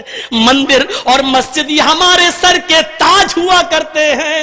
میڈیا والوں لکھو اس جرجیز کی آہ کو، لکھو، قلم بند کرو۔ مندر و مسجد تو ہمارے سر کے تاج ہوا کرتے ہیں، ہم اپنے روٹھے ہوئے مولا کو مناتے ہیں، طریقے الگ الگ ہیں، راستے الگ الگ ہے۔ تم بھی اپنے گناہوں کی معافی اور پاپوں کی معافی اور چھما مانگنے کے لیے جاتے ہو، ہم بھی اپنے گناہوں کی معافی مانگنے کے لیے جاتے ہیں۔ اس پوتر استھان پر اس لڑکی کا ایک अगवा किया जाता है। तीन तीन परिंदे, हाय हम किस भेड़ियों के शहर में और किस भेड़ियों के मुल्क में रह रहे हैं। ये आजादी निस्वा का नारा लगाने वाले, औरतों की आजादी का नारा लगाने वालों, दर हकीकत तुम वो भेड़ी हो, तुम वो भेड़ी हो जो औरतों की आजादी के नारे के पीछे छिपे हुए अपने मकसद को छिपा रहे हो। औरतों की आजादी तुम्हें मकसद नहीं है, उन औरतों की आजादी के बहाने उनके जिस्म तक पहुंचना तुम्हारा मकसद है, उनके शरीर से खेलना तुम्हारा मकसद है। एक भेड़िया बकरियों के रेवड़ में आता है और बकरियों से कहता है, आए बकरियों तुम आजादी को तलब नहीं करती हो, तुम कब तक बंदी रहोगी, तुम्हारा मालिक तुम्हें जो खिलाता तुम खा लेती हो। अरे जंगल में आओ, हमारे साथ फिरो घूमो और देखो, जंगल में खुली फजा होगी, खुली हवा होगी, वहां हर तरफ फिजा ही फिजा होगी, जो चाहोगी खाओगी, जो चाहोगी पियोगी। इस मालिक के बंधन में तुम बंधी हुई हो। बकरियों की समझ में आ गया, वो बकरियां खूंटे से रस्सी तोड़ने लगी। मालिक ने कहा, ये क्या कर रही हो। बकरियों ने चारा खाना छोड़ दिया, भूख हड़ताल पे बैठ गई, मुझे छोड़ो, मुझे छोड़ो, मुझे आजादी चाहिए, मुझे आजादी चाहिए। मालिक ने बहुत समझाया, बकरियां नहीं मानी। एक बूढ़ी बकरी बकरियों के पास आती है, कहती है, बकरियों आए मेरी बेटियों, मालिक रूखा सूखा खिलाए, ये खा लो, आजादी मत मांगो, जंगल में तुम आजाद नहीं रहोगी, वहां बड़े बड़े खतरे हैं। कहने लगी, अम्मा तुम तो बुढ़ी हो चुकी हो, तुमने तो अपनी उम्र गुजार ली है, अब तुम्हें क्या पड़ी है। अम्मा तुम बंद करो अपनी नौटंकी, हमें तो आजादी चाहिए। माँ ने बहुत समझाया, बकरियां नहीं मानी। बहरहाल भूख हड़ताल पर बैठ गई। मैं चिल्लाने लगी और मालिक को बुरा लगा। उसने सोचा भूखी प्यासी मर जाएंगी। मालिक को तरस आ गया और बकरियों के मालिक ने उन बकरियों को छोड़ दिया। बकरियां वो चलती हुई, कूदती हुई, फलांगती हुई जंगल के अंदर चली जाती हैं। ये क्या है, ये तो खुली फजा है, ये तो ठंडी हवा आ रही है। कभी इस पहाड़ी के ऊपर बकरियां जाती, कभी इस पहाड़ी के ऊपर जाती, कभी ये घास खाती, कभी वो पत्ते खाती और अपनी आजादी का जश्न मना रही हैं। ये चरते चरते खाते खाते एक झाड़ी के करीब पहुंच गई। वहां भेड़िए पहले ही से छिपे बैठे थे। उन भेड़ियों ने मौका पाया और वो सारे भेड़िए झाड़ी से निकले और उस बकरी की उन बकरियों के रेवड़ पर हमला कर दिया और वो भेड़िए उन बकरियों को फाड़ गए और उनके टुकड़े टुकड़े करके खा गए। वो भेड़िए पहले ही से ताक में बैठे थे और भेड़ियों ने उन बकरियों पर हमला करके खा लिया। यही भेड़िया था जो बकरियों की आजादी चाहता था और इन्हीं भेड़ियों ने उन बकरियों को फाड़ के खा लिया। मीडिया वालों लिखो, आजादी निस्वा का नारा लगाने वालों को मैं भेड़िया कह रहा हूं।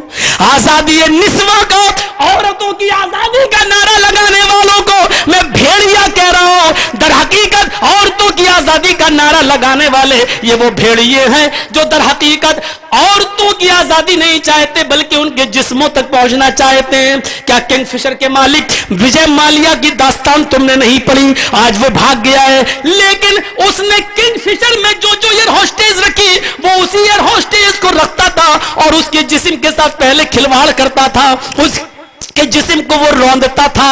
आज यूट्यूब पर पूरी विजय माल्या की रंगीन दास्तानें पड़ी हुई हैं, लड़कियों के साथ उसके रंगीन तस्वीरें पड़ी हुई हैं। देख लीजिए, ये आजादी निस्वा का नारा लगाने वालों, मुझे ऐसा डिपार्टमेंट बता दो जहां लड़कियां महफूज हो। फिल्मी दुनिया में जाती हैं तो डायरेक्टर सबसे पहले उनके जिस्म का सौदा करता है। हम अपने ऑफिस में अगर किसी को अपना पर्सनल सेक्रेटरी रखते तो पहले हम अपनी उस लड़की के साथ हवस और उसके साथ जिस्मानी भूख मिटाते हैं। मुझे कोई ऐसा डिपार्टमेंट बता दो जहां लड़कियां महफूज हो। आज 2 रुपए का साबुन भी उस वक्त तक नहीं बिकता है जब तक कि उसके ऊपर आधी नंगी लड़की का फोटो न लगाया जाए। कहां आजादी दी है आपने? लड़की पहले भी गुलाम थी, आज भी गुलाम है। पहले भी वो अलग बात है, राजा और महाराजाओं के चंगुल में जाती थी, आज तो उनका जिस्म इतना फ्री है, जो चाहे खरीद ले और जो चाहे एक नौकरी में एक बहाने में उनको बुलाकर उनकी इज्जतों और आबरू के साथ सौदा कर ले। आजादी निस्वा के नारे लगाने वालों, तुम भेड़िए हो, भेड़िए जो इनके जिस्मों तक पहुंचना चाहते हो, वरना हम भेड़ियों के उस समाज में रहते हैं। जरा अंदाजा लगाओ, जहां 8 साल की बच्ची जो हिंदू मुस्लिम तो छोड़ो, दायां बायां हाथ भी नहीं जानती, हम उस समाज में जिंदगी गुजार रहे हैं। हम पूजा करने जा रहे हैं, हम भक्ति करने जा रहे हैं, और उस लड़की का अपहरण करके हम उसी मंदिर में रखते हैं, उसको ड्रग्स देते हैं, नशा देते हैं, और कई रातों तक मुसलसल उसके जिस्मों को रौंदते हैं। एक नहीं 3 लोग, फिर एक मेरठ से बुलाया जाता है, 4 लोग उस लड़की के जिस्म को रौंदते हैं। हाँ सुना आपने, फिर उसको ड्रग्स दी जाती है, फिर नशे में उसका गला घोंट दिया जाता है। हाँ सही सुना आपने, उसके गले को दबा दिया जाता है, वो मर गई। सही सुन रहे हैं आप, वो मर चुकी है, लेकिन इत्मीनान कल्बी के लिए एक भारी पत्थर उठाया जाता है, और उस पत्थर से उस लड़की के सर को 2 मरतबा मारा जाता है। ये सब चार्जशीट में लिखा हुआ है। सुनो मेरे साथियों, मैं सही कह रहा हूं, आपने बिल्कुल सही सुना है। वो लड़की मर चुकी है, इत्मीनान कल्बी के लिए उसके सर पे पत्थर मारा जाता है, वो मर गई है, उसके अंदर रूह बाकी नहीं है। लेकिन इस जगह पर भी एक पुलिस वाला खड़ा होकर कहता है, रुक जाओ, अभी मुझे एक बार और इस लड़की के साथ बलात्कार करना है। हम भेड़ियों के किस समाज में जी रहे हैं? इस देश के चौकीदार, मुझे तुमसे इंसाफ की उम्मीद है। हम देखते हैं निर्भया हत्याकांड के बाद जिन मुजरिमों को फांसी की सजा हुई, जर्जिस के साथ पूरे भारत का हर हिंदू और हर मुसलमान इस लड़की के इंसाफ की तरफ नजरें टिकाए बैठा हुआ है। देश के चौकीदार, मुझे तुम्हारी अदालतों से इंसाफ का इंतजार है, मुझे इंसाफ का इंतजार है। मऊ वालों, डरो नहीं, अभी मैं बूढ़ा नहीं हुआ हूं, अभी हमारे अंदर वही जवानी मौजूद है। यह अलग बात है कि तुम मना कर दो कि ये तकरीरें हमारे मुआशरे में नहीं चलेंगी, लेकिन हम चलाएंगे। हमें अब जेलों में जाने से डर नहीं लगता। जब जाता हूं तो अब कह देता हूं ये मेरी ससुराल है, नहीं लगता अब डर। इतने दिन रह चुका हूं कि अब कोई फर्क नहीं पड़ता मेरे ऊपर। मुझे इंसाफ चाहिए चौकीदार साहब, मुझे इस 8 साल की बच्ची के साथ इंसाफ चाहिए। उन मुजरिमों को तख्तेदार पर लटकता हुआ और फांसी की सजा सुनना है। उस लड़की के दुख में और दर्द में हम भी बराबर के शामिल हैं, इससे ज्यादा हम कुछ नहीं कर सकते हैं। मेरे प्यारे साथियों, 2 घंटे की तकरीर इबादत के मौजू पर मैंने आपके सामने की है, और पर्दे के ताल्लुक से भी कुछ बुनियादी बातें हमने रख दी हैं। कल का सफर अगर मेरा बहुत लंबा न होता तो मैं आधा 1 घंटा और आपके सामने चला देता। बहुत बहुत मैं मशकूर हूं और धन्यवाद देता हूं प्रशासन के लोगों को, और LIU वालों को, और पुलिस वालों को, और प्रशासन के लोगों को, जिन्होंने टाइम बढ़ाया और मुझे इतना मौका दिया। आपको भी इसका पुण्य मिलेगा, और इस दीन के नेक काम में आपने हमारा ताउन किया, आपने हमारा साथ दिया। हम आपके लिए भी दुआएं खैर करते हैं, और आपको भी अपनी दुआओं में याद रखते हैं, और आपको भी धन्यवाद पेश करते हैं। और आपसे भी हम रुखसत होते हुए इतना कहेंगे कि हम ये दुआ करें अल्लाह ताला से कि इलाहा आलमीन हम जमीअ मुसलमानों पर रहम फरमाए, हमें इबादत की रूह हमारे अंदर पैदा फरमाए, हमारी नीयत अच्छी हो, और हमारी माँ बहनों को पर्दे की तौफीक मिले। और जब तक तू हमें जिंदा रख, इस्लाम पे हमें जिंदा रखना, और जब हमारा खात्मा हो तो ईमान पर हमारा खात्मा फरमाना। वमा अलैना इल्लल बलागुल मुबीन व आखिरु दावाना अनिल हम्दुलिल्लाहि रब्बिल आलमीन। अस्सलामु अलैकुम व रहमतुल्लाहि व बरकातुहू। जज़ाकल्लाहु खैरन व अहसनल जज़ा। अब आप तमाम लोगों के शुक्रिया के साथ इस प्रोग्राम के इख्तिताम का ऐलान किया।